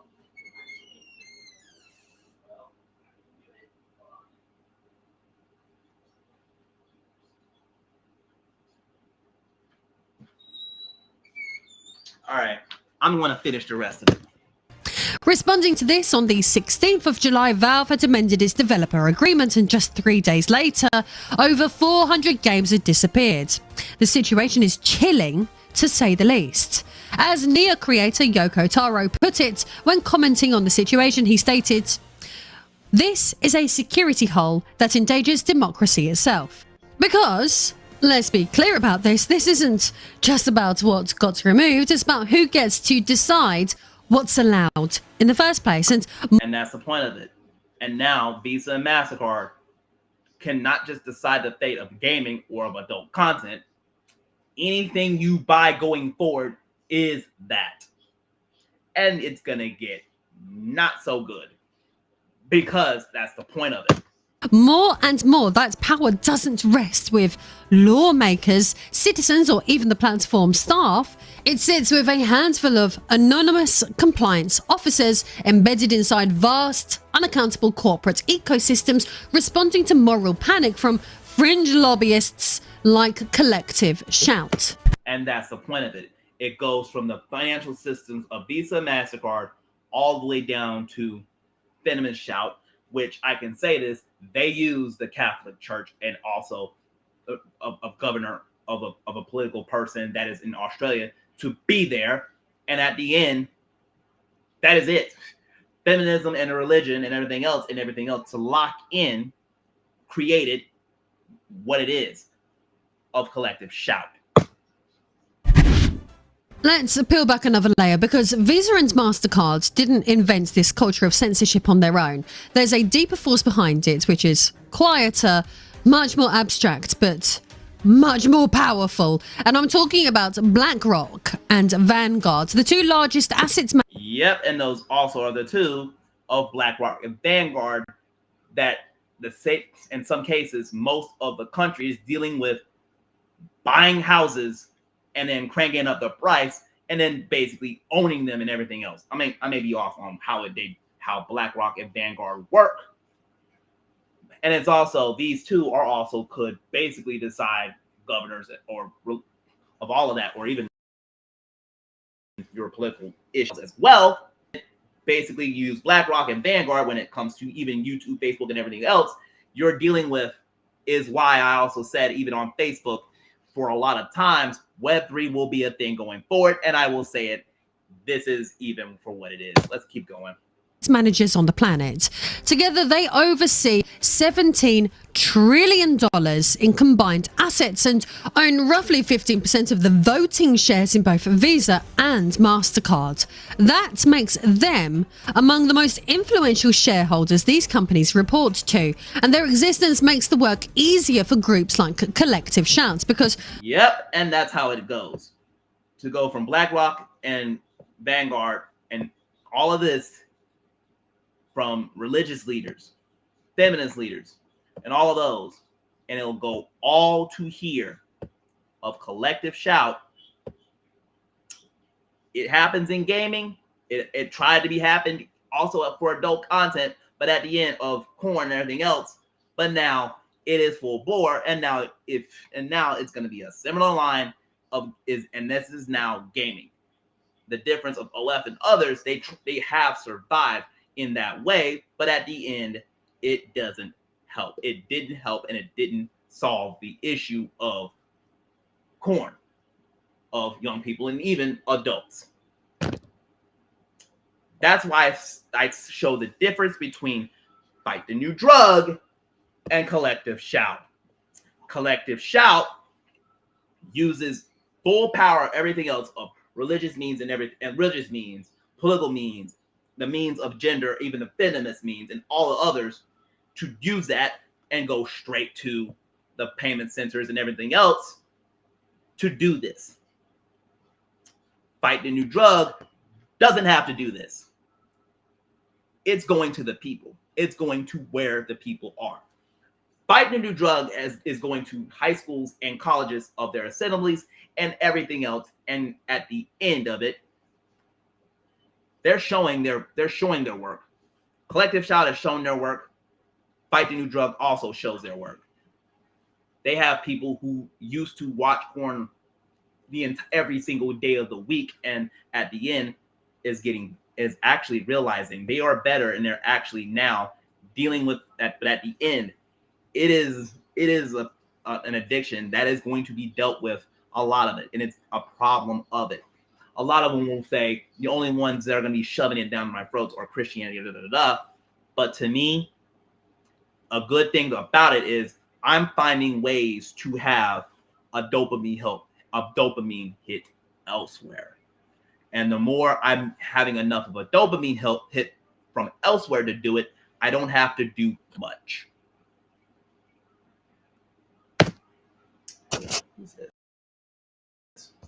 Who's this? Tiny activist organization wants pressure. It doesn't need to sway millions of consumers. It only needs to nudge a handful of compliance officers, who in turn are guided by risk-averse corporate boards, who in turn answer to institutional shareholders like BlackRock and Vanguard. And that's how easy it is. These asset managers don't push any one ideology directly. They simply reward stability and brand safety over free expression. In that environment, moral panic becomes a tool, not a threat. allowing groups like Collective Shout to frame their demands as goods business rather than ideological enforcement. These asset managers are not telling anyone what games to ban, as they don't even need to, because the pressure they exert comes through a different mechanism altogether: ESG, or environmental, social and governance scoring. On paper, ESG sounds like a good idea, a way to reward companies for behaving responsibly, being greener, fairer, more ethical, but in practice, it creates a top-down system where vague, politically malleable criteria decides which businesses get investment and which ones are quietly cut off. It incentivizes corporations not to serve customers or innovate, but to appease unelected third-party scorers. And because no one votes for these standards, there's little transparency over who sets them or how they're measured. Yep, and that's exactly what can be done. Anything like this could happen to not even Christianity, not even Islam or anything else. It could be making it for books that are of your faith, whether Christians or anything else, to make it even a problematic thing itself, and it loses money. It can happen. It can happen to content that, even if not religious or anything else, it can happen to that too. The problem is, even for that, and even if they say this, the problem is not even just the Federal Reserve, it is also BlackRock and Vanguard. But at the end of it, when you put it all together, this is what happens. It becomes a shadow system of soft coercion. Companies desperate to maintain a high ESG... Basically a shadow sector to have power to decide what you will buy. And actually, what are you going to do and what is allowable for you to buy in an 18 plus content of anything else. That's a problem. That is why I support of money, but of my own way of saying why. Why I support the Libertarian Party for this as well. Because at the end, when you put together of all of it, of whether you are left and right, and you put the issues together, and then you add a lot of other issues together, and it's literally gone to the point where you have no voice to have it stop, because guess what? They have so much power, not even Christians or others can't do anything about it. And folks like Collective Shock could reap all the rewards, but at the end, put in so much power to use others to say, I'm going to go straight to the financial source of Visa and MasterCard to use the of folks like these, of the compliance officers and everything else, to put into wove in and basically destroy what it really is of a free market. The issue is not capitalism and or the free market, capitalism in that way. That issue is, and I will say this, for real and in front of the entire world, and better yet, in front of the state of Louisiana and everything else in this state and everywhere in this country, of what it is. This is cronyism. This is crony capitalism, and an AKA, and also crony capitalism, and also in no other means, and not just cronyism as it is a shadow cronyist of capitalism. It is a shadow market of cronyism and capitalism, and put it all together with Collective Shout and everything else together, including people who are politicians and everything else, put it all together. That is the complaint that has to be made. That is a complaint that we all agree that it is what it is. The issues is not, I'm going to tell for millennials and Gen Z, and I'm going to finish it off before I go to bed, is this. Millennials and Gen Z, here's the truth. Capitalism and the free market isn't the problem. Crony capitalism is the problem. Crony capitalism together by outside forces like Collective Shock, and put it all together where you have no voice as a consumer or anyone else, is the problem. G-score and stay in the good graces of asset managers preemptively sanitize their platforms. Controversial creators, niche products and artistic risks are the first to go, not because they're illegal or harmful, but because they might make someone at BlackRock squint. This is exactly why a growing number of people view these asset management giants, BlackRock, Vanguard, and State Street, as something close to evil. And it's also the same line. These are the faces of it. But when put together by folks that are in Australia, like Collective Shout and religious leaders and everything else, and put it all together, and they're gonna, and young kids are gonna say, or even my generation and Gen Z are gonna say, this is capitalism, when I can tell you still again, it is not. It is as it is of crony capitalism. And then when you put up a shadow entity of BlackRock and State Street and Vanguard with Collective Shout and everything else in it, it is a shadow cronyist system. This isn't capitalism. Being a YouTuber and actually clicking like to this stream and any other thing is capitalism, is giving people money, is setting people free, is in the way of capitalism and the free market, giving people cryptocurrency to have full power, to bring the people of full power to everybody. It doesn't matter who you are. It doesn't matter if you are gay or straight. It doesn't matter if you are anything of the LGBTQ or anything else. Or it doesn't matter of any way of religion or non-religion. At the end, a Bitcoin in your hand will have full power to basically decide a business's fate. And at the end, you could have the power to say, I'm going to go in my community and actually do something good. That is not just cryptocurrency, that is also the free market and also capitalism in itself. That is capitalism. Capitalism in this point of it all, when it comes to these, they don't realize that when you go to Argentina and you're having kids that could actually have fun again and don't have to worry about the next meal, 2 million kids are basically free from poverty. And this is Collective Shout and others, and the people of our country is saying, when it's my generation, which is millennials, and also Gen Z, they're saying this is capitalism. This isn't. This isn't capitalism. Something like cryptocurrency, stuff like cryptocurrency, stuff like going to the community and going to the community and buying a game that you may like, and you're keeping this person or persons in business of a small business. That's capitalism. This Collective Shout and all the others that were together in this, including Visa and MasterCard, that isn't capitalism. Run it.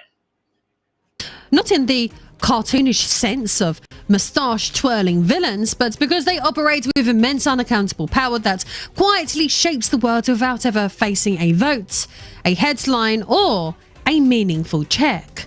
When a few firms manage trillions in assets and hold significant stakes in nearly every major company, media, tech, finance, energy, defense, they stop being passive investors.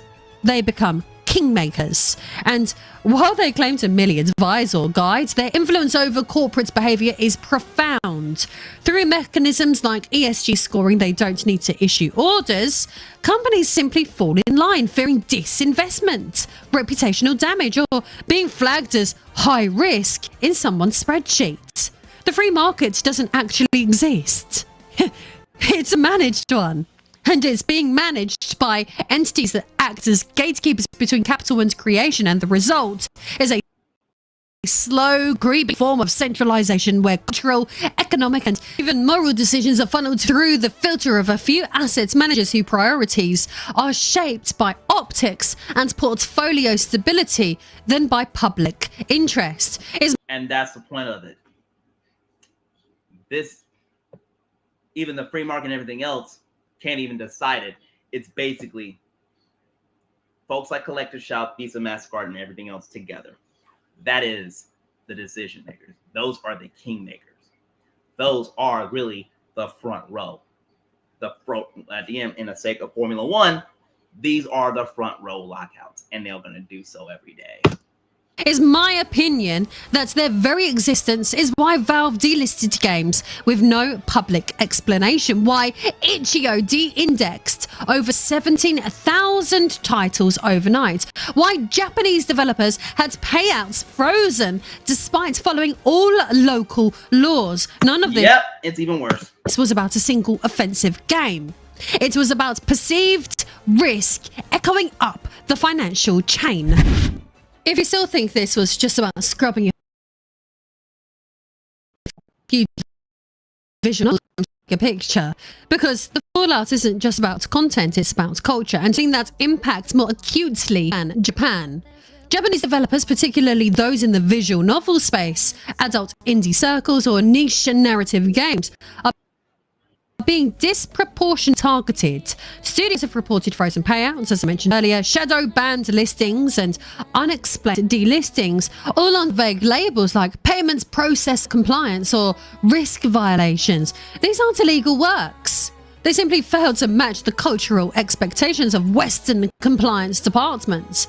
Platforms like itch.io, once a haven for creative freedom, de-indexed over 17,000 titles from search, a staggering portion of which were Japanese, purely to stay brand safe. And worse still, the standards are wildly inconsistent. Yep. Japanese creators are penalized for stylized characters, taboo topics, or anime aesthetics, even when their content is age-gated and approved by domestic regulators. Meanwhile, Western AAA games portraying graphic sexual violence, torture, or even child abuse continue to sell millions, with MasterCard and Visa supporting, so long as they're dressed up in cinematic presentation and come from a major publisher. It's not about what's allowed, it's about who's allowed to make it, and that's why these Japanese politicians are now sounding the alarm. This is a system where context doesn't matter. A game's fate isn't determined by courts, critics, or cultural norms. It's determined by risk officers in California, scared of bad press and not even just the risk assessment officer of activist California. Noise. Not even just that, even on its own. It is risk assessments of anything outside this country as well. And folks that are literally of a similar line as California, outside of it, and you wove everything up, and when you put it together, and they're going to say it's California, but it's not even just California on its own, it's everything else within. And those risk assessment folks that are not just from California, but everywhere else in certain lines outside the country that it is, because even this, the voice actors, guess what? They change their names and make it even their own. And that's the reason of animes that are, even now, they are dealing with the consequences of it all. Where an entire nation's creative industry can be throttled overnight by people who have never set foot there, let alone understand. Not even just never set foot there, never even sat down to talk to them face to face. To the media they're censoring, and the double standard is impossible to ignore. A Western studio can depict a sexual assault scene in cinematic slow motion, sell 10 million copies and collect awards, but a Japanese doujin circle publishes a fantasy comic with a suggestive elf girl and their account is frozen and their visibility erased. That's not regulation. It's digital colonialism, and if Japan, a global cultural powerhouse with its own laws and massive creative sector, can be quietly censored by a foreign payments cartel, then no one else stands a chance, because this kind of censorship is baked into the financial plumbing of the internet. It doesn't... Yep, and it's not even just baked. It was made, created, put in the oven for 385 for 90 minutes, and it's finished. It's baked in. It's going to be there for a long time, unless we are dealing with what we're about to deal with. And I'm going to give the solution of what Lady Decade has to say of this issue and how to solve all of this. But also, I will have also a say of all of it. Just stay local. It spreads invisibly, algorithmically, and indiscriminately until a single, sanitized, culturally loaded worldview becomes the only one permitted. If you've been gaming for a while, this whole fiasco might feel eerily familiar because we've lived... Yep, and a lot of it is familiar to me too, as I was dealing with this as a kid. And for those that are not realizing it, of a moral panic of religious theme or religious people of that, and it's also the following of Tipper Gore, and not even just of Tipper Gore, but also others as well on either side and on both sides of the aisle, and also used by literally mainstream media, because guess who was supporting those bands as well was also Fox News, because also they are also conservatives as well at the time when it comes to not even just the moral panic, but it's also during the biggest runs of mass and school shootings or shooting pew-pews at the time, or pew-pews at the time, is Fox News. So there you go. Through moral panics before. Back in the 1990s, it was Mortal Kombat, Night Trap and Doom setting off the alarms.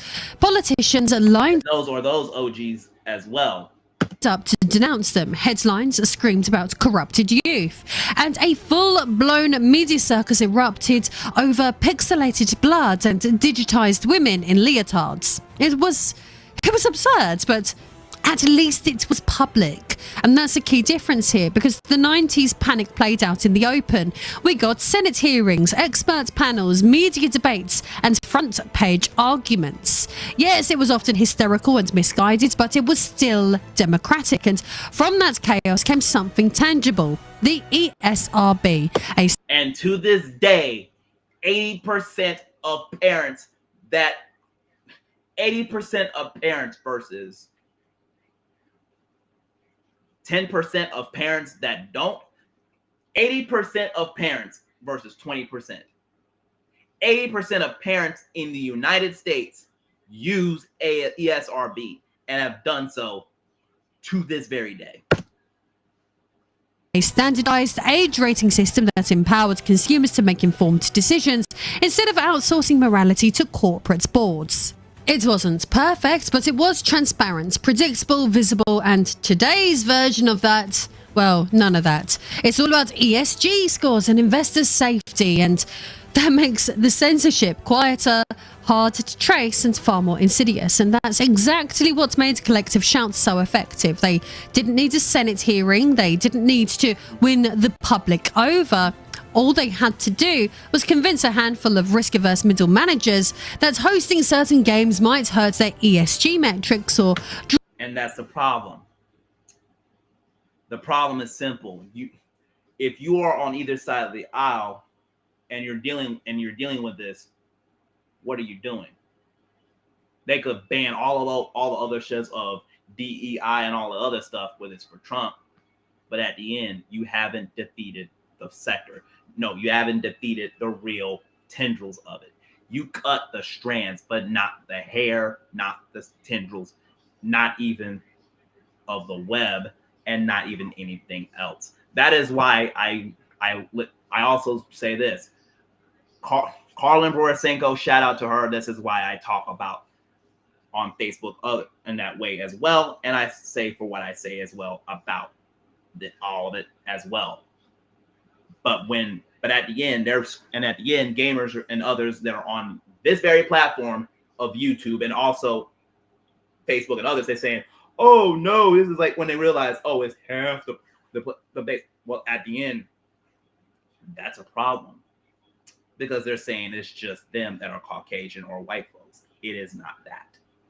I'm gonna tell you this: when you drop everything else and you realize that people are like myself, and I'm African American, don't like this, and it's also Asians that don't like this, Hispanic folks that don't like this, no matter the side of an aisle they are in, and you put them together, and even those that are liberal, they're not even just liberal, even back then, back in the day, they are liberal, they supported freedom of speech and of expression, and also the similar line as well, even when it came to, hey, porn. At the end, they are literally, the people are literally, when it comes to it, that are liberal, that are in similar ways, they actually support solving problems. They actually, when they put them together, when you put the people that are conservative minded and realize ain't yeah, it ain't about MAGA even at that line before. And it's also for the liberals, it ain't what the far right and left that are, and they say everybody is saying it. Here's the truth. When you put everything aside and you stretch it out and stretch the people of the far left and right away, and then you see for what they are, this is that on the far right and left, they are a minority. The people that are here, you and me, we agree with the same issue, and we agree with the problem. And now and then we agree with solutions that could help. And at the end, folks like Collective Shout and others that are far left and right are basically what they are. They are a minority. They are a minority level of persons. They are the minority voice. The voices get empty and empty and empty and far, far away, and are smaller and smaller and smaller when they realize what they are seeing is nothing but a cry from the air. But when you look at the actual people, when people coming together and they're seeing, hey, I don't expect this guy to da-da-da-da, they realize they agree with the same things and the same issues as you. And even when it comes to people that are in the community of the LGBTQ and everything else, they agree with the same issues. They are staring at the friends that are far right, and they realize they don't have a voice. And others that are far left, they're just a small mind of a voice as well. Now I'm going to finish this game. Now I'm going to finish this video. Run it. Draw attention from activists, investors, spreadsheets, and a few headlines. They did what moral crusaders back in the 90s could never do. They got adult games erased from digital storefronts, creators demonetized, and financial access cut off, all without public debate, regulatory oversight, or any clear pathway to challenge the decision. So say what you will about ESRB, at least you knew what the rules were. Now, and now this is it. Is a ghost protocol. A blacklist is shaped by a quiet lobbying group, unseen metrics, and corporate aversion to risk. And all it took to have thousands of games delisted was a strongly worded email, like with Collective Shout, and a spreadsheet sent to the right people. And let's be honest, this is bloody scary. What's even more terrifying and dystopian is that this could just be the tip of the iceberg, because the real danger isn't just about the games that got removed, it's about the power shift they represent. Since corporations are allowed to decide what counts as acceptable, that definition doesn't stay fixed. It expands and shifts and will continue to get weaponized. If certain tags are now too risky for payments processors, how long until all sexualized content is swept up? Same way with even OnlyFans. Same way with the Hub. Same way with what's going to potentially be with Hamster or Red or Blue X or anywhere else of Corn. And the problem is going to be, for the biggest problem of it, is at the end, because of it all, state governments basically literally punted out and banned the Hub and everything else. And the only one that didn't, and I can say for now, is the state of Louisiana because of ID verification and everything else. But I'm staring at what's going on in the UK right now, and it's worse than this. And at the end, when it comes to ID verification and everything else, it's also in our state and also the UK.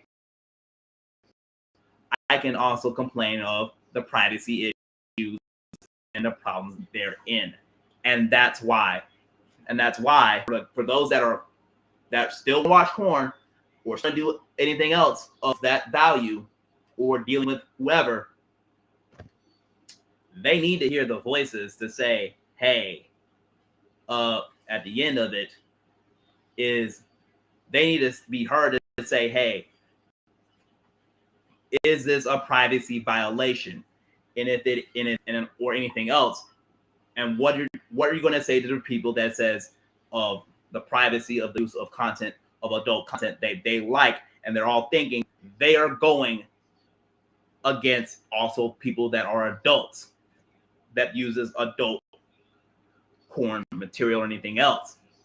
That's what the UK should be telling them, but at the end, they're not gonna do anything about it. And even if they're gonna say something, it is, we don't care what they, or we really don't care, or whatever that. That's a problem. And now this is gonna be this. I'm gonna finish it off. Simply because it might ruffle a few feathers in a boardroom in Zurich or trigger a backlash in Middle America. Japanese visual novels are already being purged for complying with their own laws in Japan. So, what happens when the spotlight turns to Western games? Do optional romance routes in RPGs get flagged next? Do modding platforms like Nexus suddenly clean house? Are entire genres quietly blacklisted for being too bleak or too political or just too much of a reputational risk? Because that's what happens when morality becomes a matter of brand management. And even the worst part about it is and on the right, if you're apolitical, your silence is golden. You support these issues. You support censorship. But at the end, what I'm going to say to you is I'm not silent about this. And at the end, a lot of people, whether on the left or right or even center, or even conservative or liberal or anything, or even Democrat and Republican, I will say this on stream, and I will say this by the end of it all, and I will say this to finish the game. When you drop the political ideologies and you look to your right and left and center and everybody else, they all want to support. They all want to solve problems. They see those that are on the far right mind, and it's going to be less and less. And those that are on the far left of mind will be less and less. Why? They are the minorities. They aren't the majority. The majority of people agree with the very issues that we may agree with. The problem, and at the end, I'm going to tell every single person online, whether it's YouTube and on Facebook, and I'm going to say this. Myself, of my own, gamers, Hollywood watchers, doesn't matter if it's movies or TV and everything else of that line, we agree with a similar issue. We agree there are problems. We all agree. What is this? A collective shout and others? That is the problem. We all agree this is cronyism, and in other ways, it is literally undemocratic in any way. These are the problems. I can say this in full blown, and I say this for what it is. This is cronyism, shadow cronyism of the highest order. The government can't stop it. And at the end, religious leaders are already embedded in it, and embedded with folks that are like this. I am a church member, but at the end, the church has to say amen when it comes to this in Christian form for myself as a Seventh-day Adventist Christian and everything else. And I say of this, there's a reason before Christ would come, they are telling the people of it is, for right now, you have a free will to decide whether you are with me or not. Now, I say this now, even for me as a libertarian and of a person of mind and everything else of saying this. For right now, we are your actual help. I'm telling for folks that are people that are S workers, people who are adult porn stars or anything else that are on OnlyFans and everywhere else. Neither party is willing to solve it, because I can tell you right now, for those that say, oh, it's older than 42, the problem is simple. 42 is young, yeah, but at the end, I had a friend of mine that died when they're 42 or 45 years old from cancer. Trust me. Yes, they're young. It shouldn't be that way. They are getting close to elderly themselves of dealing with it. And now, at the end of it, we all agree for gamers, for adult porn entertainers, and every else in between, whether you are left or right or center. I say this of thee as a person in the Libertarian Party, and not even of the party itself, just believing of the idea of libertarianism. And I will end the rest of what Lady Decade has to say on this stream. And for this, we agree with the same issues and the same problems. We may not agree to how to solve it. Let's work together, because here are the smallest of voices right here. Those on the far right, where are the voices? When you pull everything back and you look at myself, look at your friends, your family, and everywhere else, the biggest voices aren't the people on the far left or far right. The biggest voices is us, we the people. The biggest voices are not folks that are literally the far of any other means.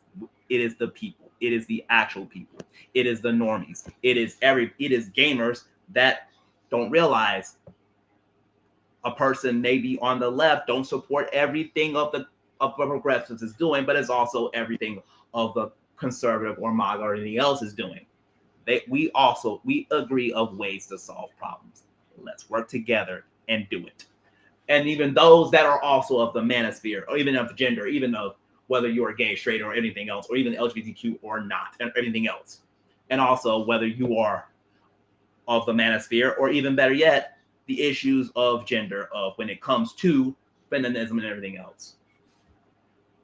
We agree we are dealing with the same issues, the same problems, and the same things of some of this. And that is even this. We all agree that as long as you're an adult, and as long as you have, and as long as the content is going to be there, banning porn or something this will not. It is actually what I say when it comes to this, a fight to drug, and also ways that at the end of Lady Decade has to say, and I will admit to you all when I'm finished. History shows us that censorship rarely starts with bans. It actually begins with silence. In gaming, with developers quietly abandoning ideas they know won't make it past the algorithm. Stories that won't get told, not because they were rejected, but because they were never pitched in the first place. Teams that second guess themselves, and projects that get scaled back and sanitized and self-censored, not by the law, but by the looming threat of demonetization and delisting. And maybe you think that's just business, that if creators want to get paid, they should avoid controversy. But that's not really the question. The real question is, who decides what counts as too controversial? Because at this point, it's clearly not the developers or the players or the gaming media. It's a few financial gatekeepers and ideological lobbyists making decisions on your behalf across. And that's the point of it. The biggest of voices aren't even the far left and right. And at the end, these are the few. And when you pull everything back and all together, the gamers don't agree with this. Content creators don't agree with this. When you drop your of the designation of D and R and even everything else, and you realize something, this is who we're dealing with. But because they were never pitched in the first place.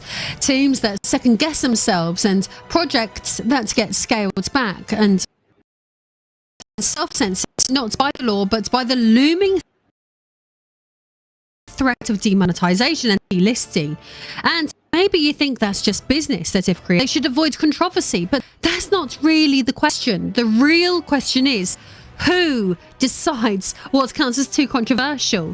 And that's the point. Who decides it all? And I'll tell you, after everything else of the rest of this video, who decides it all? Because at this point, it's clearly not the developers or the players or the gaming media. It's a few financial gatekeepers and ideological lobbyists making decisions on your behalf across borders without your input and with no. But there is some hope to take away from this disastrous situation. Sure, it's easy to feel powerless when billion-dollar institutions operate in back rooms. That doesn't mean nothing works, and people are pushing back, and in some places it is working. When DL site, one of Japan's largest storefronts for indie and adult games, came under pressure, they didn't cave. They cut ties with Visa and MasterCard and adopted crypto. They added support for prepaid store cards, and yes, it cost them, but it preserved their autonomy and protected their creators. It was a line in the sand, and it helped. In Japan's government, Diet member Yamada Taro, whom we mentioned earlier, went beyond social media and outrage. He launched formal hearings into how foreign financial institutions are rewriting Japan's domestic content policies. That's structural resistance, the kind that pushes for transparency. Even in the West, resistance is growing. Petitions demanding an end to financial censorship have racked up tens of thousands of signatures. I know that petitions obviously don't change policy overnight, but they do show politicians, platforms and press outlets that silence is no longer the default and that people are paying attention. So what else can you do? Well, we can start by simply staying informed. Tools like SteamDB can help us track delistings, stealth edits and suspicious removals. If a game vanishes without explanation, don't let it fade. Document it, share it, archive it. Censorship thrives in silence, but visibility disrupts that cycle. Support developers directly wherever possible through personal sites, free storefronts or royalties. Every time you cut out a middleman, it gets harder for banks to dictate the content pipeline and, above all, speak up. Because this isn't just about adult visual novels or 1 month's purge. It's about what kind of culture we're building and who gets to decide what survives in it. Collective Shout, for all their theocratic, regressive anti-consumer views, still managed to pressure billion-dollar corporations into doing what they wanted with just targeted emails, press campaigns and coordinated messaging. If they can do that to silence art, then we can do the same to protect it. Imagine that kind of collective pressure pointed the other way, not to delete games, but to defend them. Not to punish creators, but to empower them. Because this isn't just about visual novels, is it? It's not just about Steam, is it? And it's certainly not just about fucking sex in games. This is about power and about control. Who gets to decide what's allowed.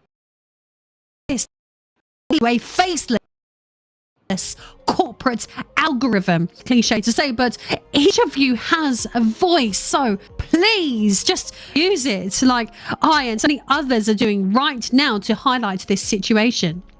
And also, don't forget that right now you can lock in Expedition 33 for 43% off and Black Myth Wukong for 37% off. Celebrate for 20.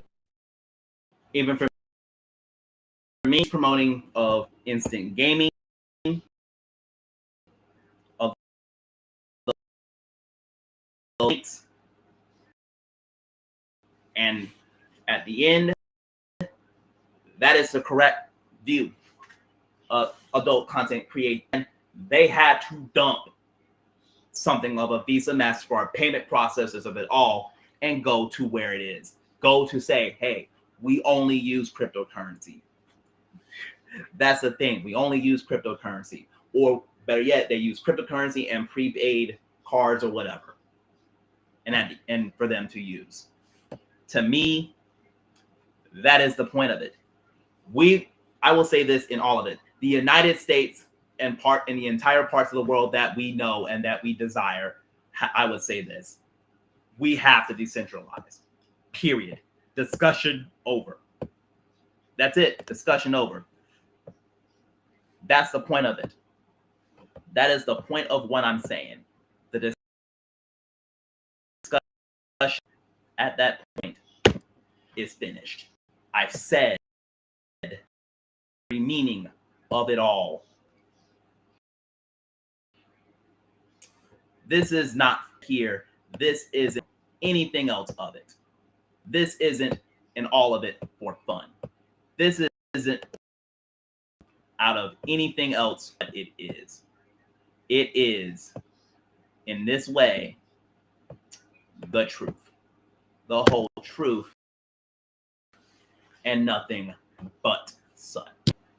At the end of it all, and I say this from gamers and anywhere else, whether you are religious minded or anything else at all. If it can go after adult content, if it can go after gaming, it can go after anything else. And even if they say, oh, it's just Christianity, they'll shut up. No. It is not going to be just Christianity. It could be any religion or textbook or anything else. It could, oh, it could just games or you're just no, it could be anything else too. Because everybody's going to say, oh, it's just right wingers. At the end, whatever your political, whether you are D or R, or even now in the state of Louisiana, when it comes to this, this is now a close primary. If it is the U.S. Senate and House and everything else of this state, a certain state, but no one will tell you is, where's the governor? Where's the lieutenant governor of it all? Would they get the closed primary treatment? As of right now, I say no.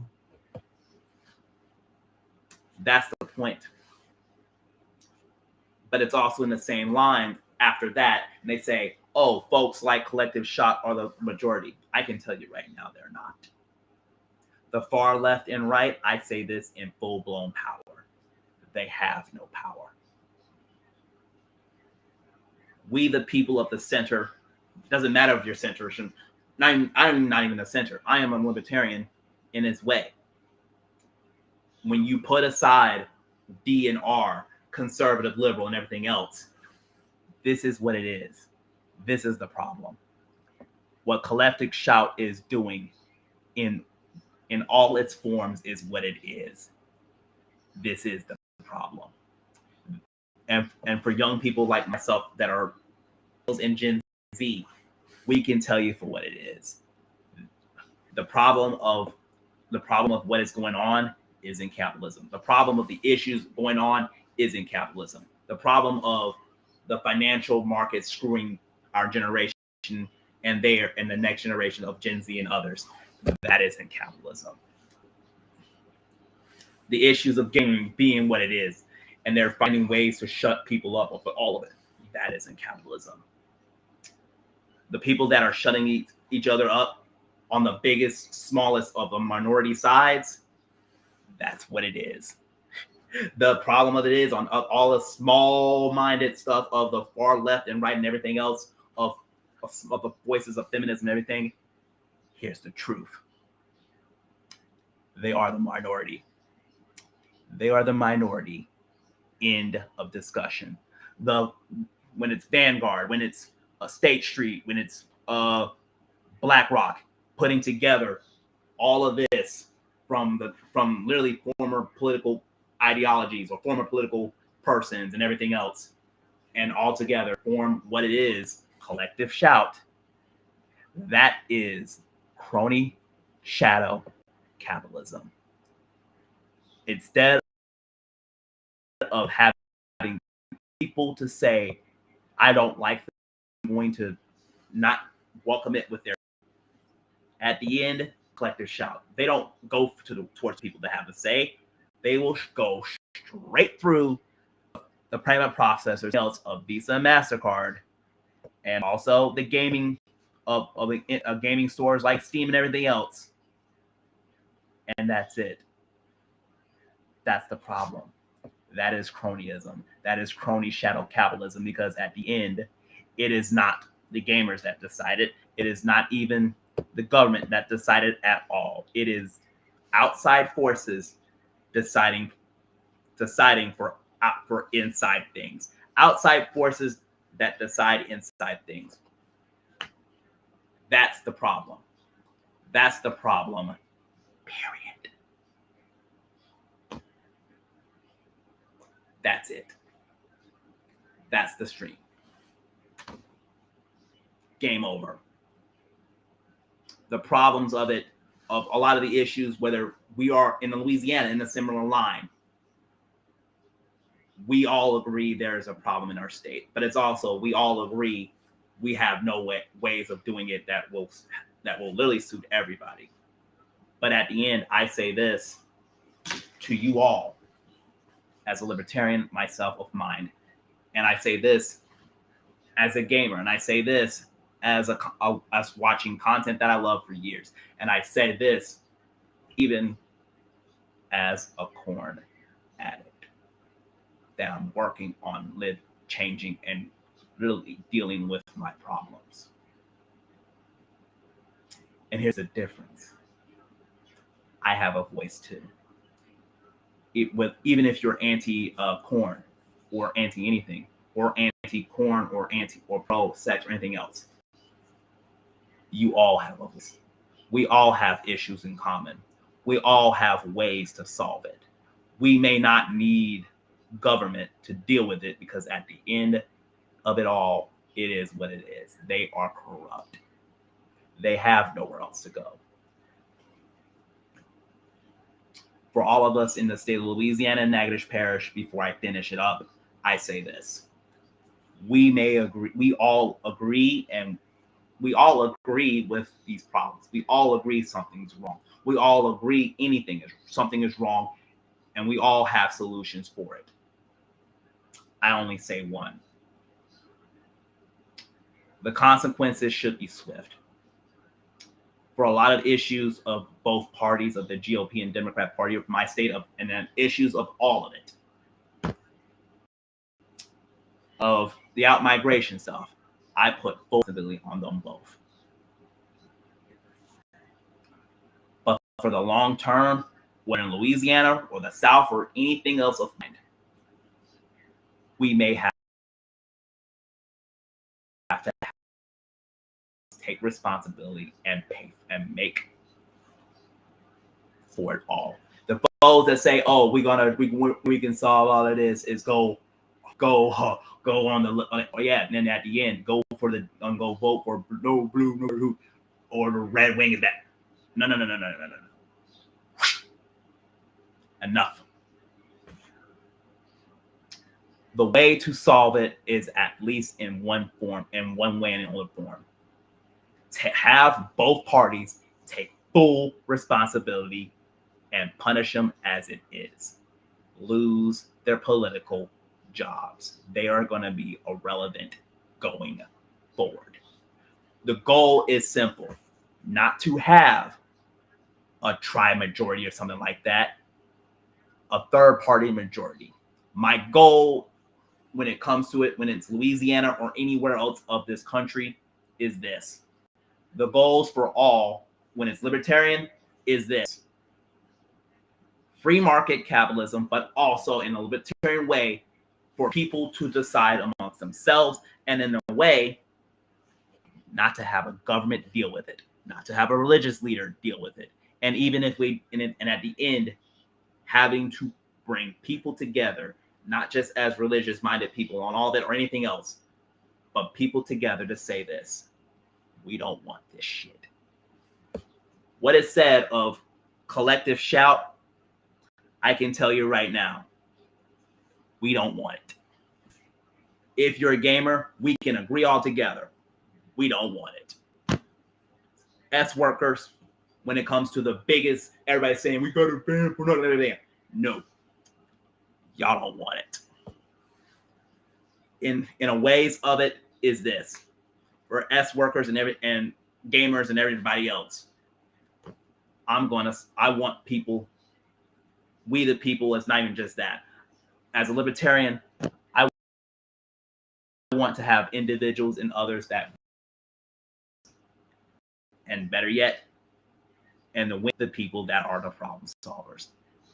Banning porn and everything, or even stuff like collective shout is going straight past the people, straight to the processes of FISA and everything else, including BlackRock and all of the ESG setups and everything else. Here's a problem for Trump. He did defeat DEI, but he didn't defeat the rest of it. That's the problem. That'll stay there for a while. That'll be a stain for a while. That'll be there for a while.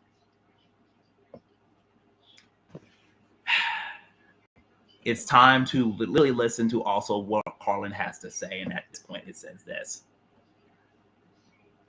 There. And I said this even when it came to Carlin, and she said it when it comes to New York, and said this. The one that is beaten, and is literally won that Democratic election, they'll say this, and you're gonna have Cuomo and the crew to come together and beat them. Here's the truth: they can't. They know they're gonna win.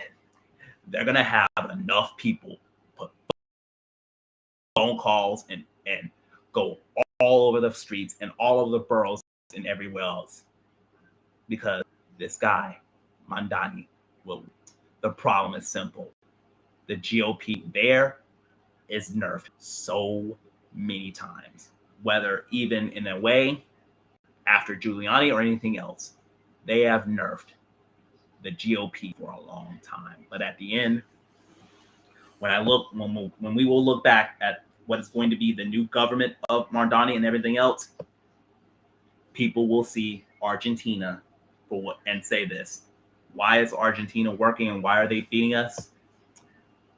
Libertarianism, free market capitalism, and all of it to say the problems of it when it comes to our state and others, that they are leading the state and all the others and the problems. That isn't capitalism. That is cronyism in its form. And better yet, the issues of what happened to Steam and others is not capitalism. That is shadow crony capitalism of its order. We can end it. We, the people of Louisiana and even the entire states, can end it. And it's time to admit something. For people that say cryptocurrency is evil, cryptocurrency is used in crime, cryptocurrency is used in scams, we should ban it, the same people that are doing this use fiat currency too. Now you know. When it's all said and done, when the election goes out, so it's crypto. So it's the fiat dollar too. You'll be using your gold coins, but at the end, that is now gonna dictate by the people in a dystopia. But at the end, it's either eat or get eaten. That's the point of it.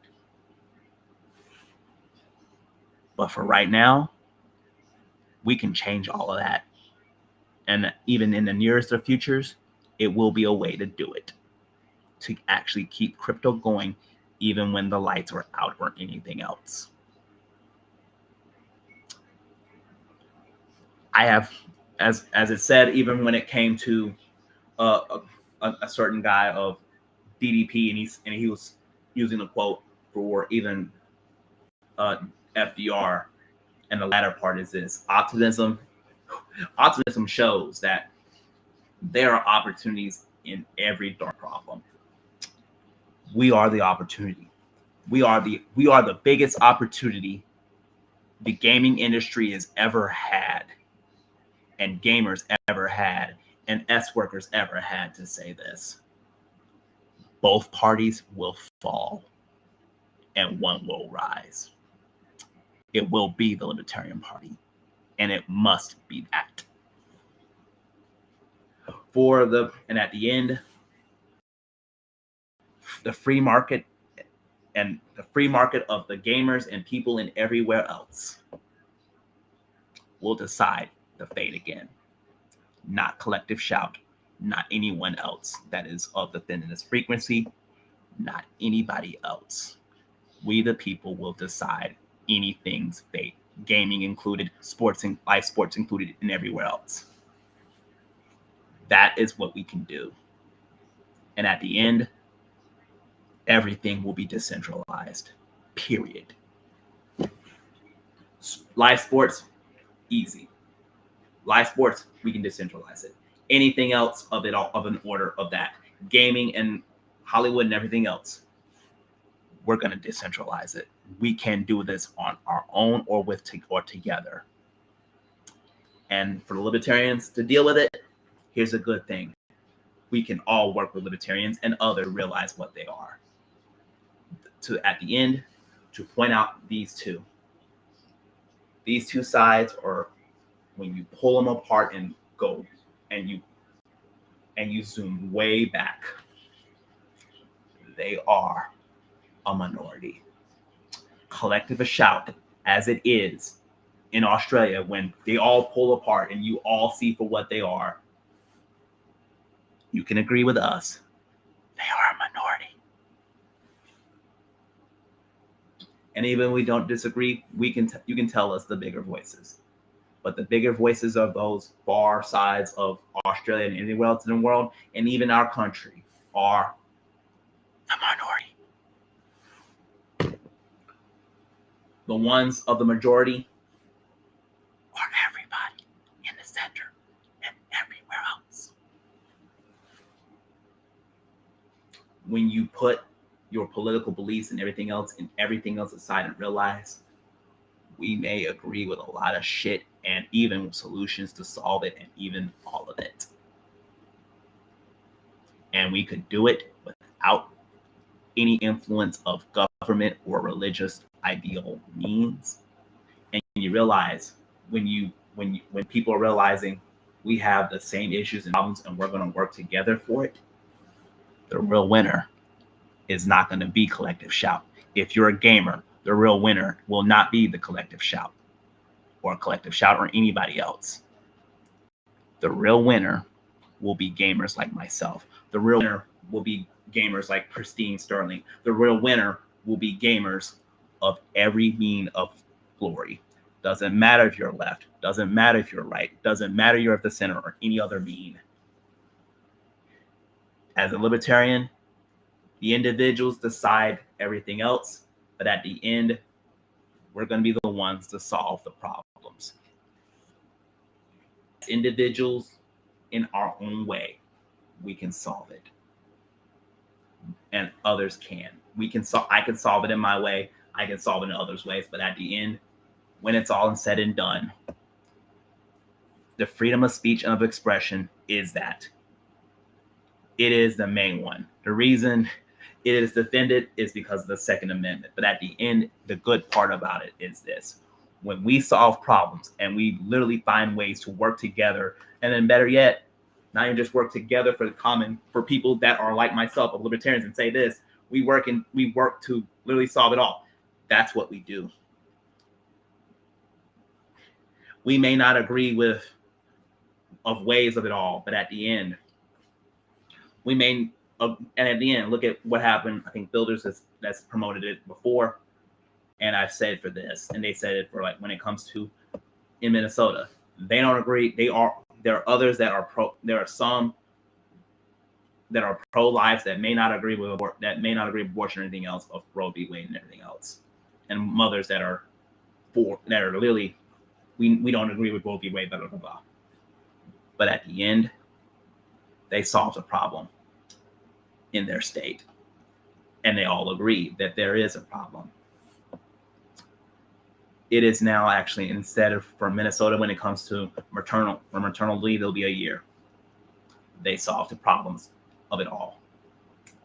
For gamers like myself, for artists like Neon and Geeky from Cloudfish TV, for folks that are geeks and gamers, and better yet, there are those that are on the left of even the left side of the aisle of secular talk and everything else.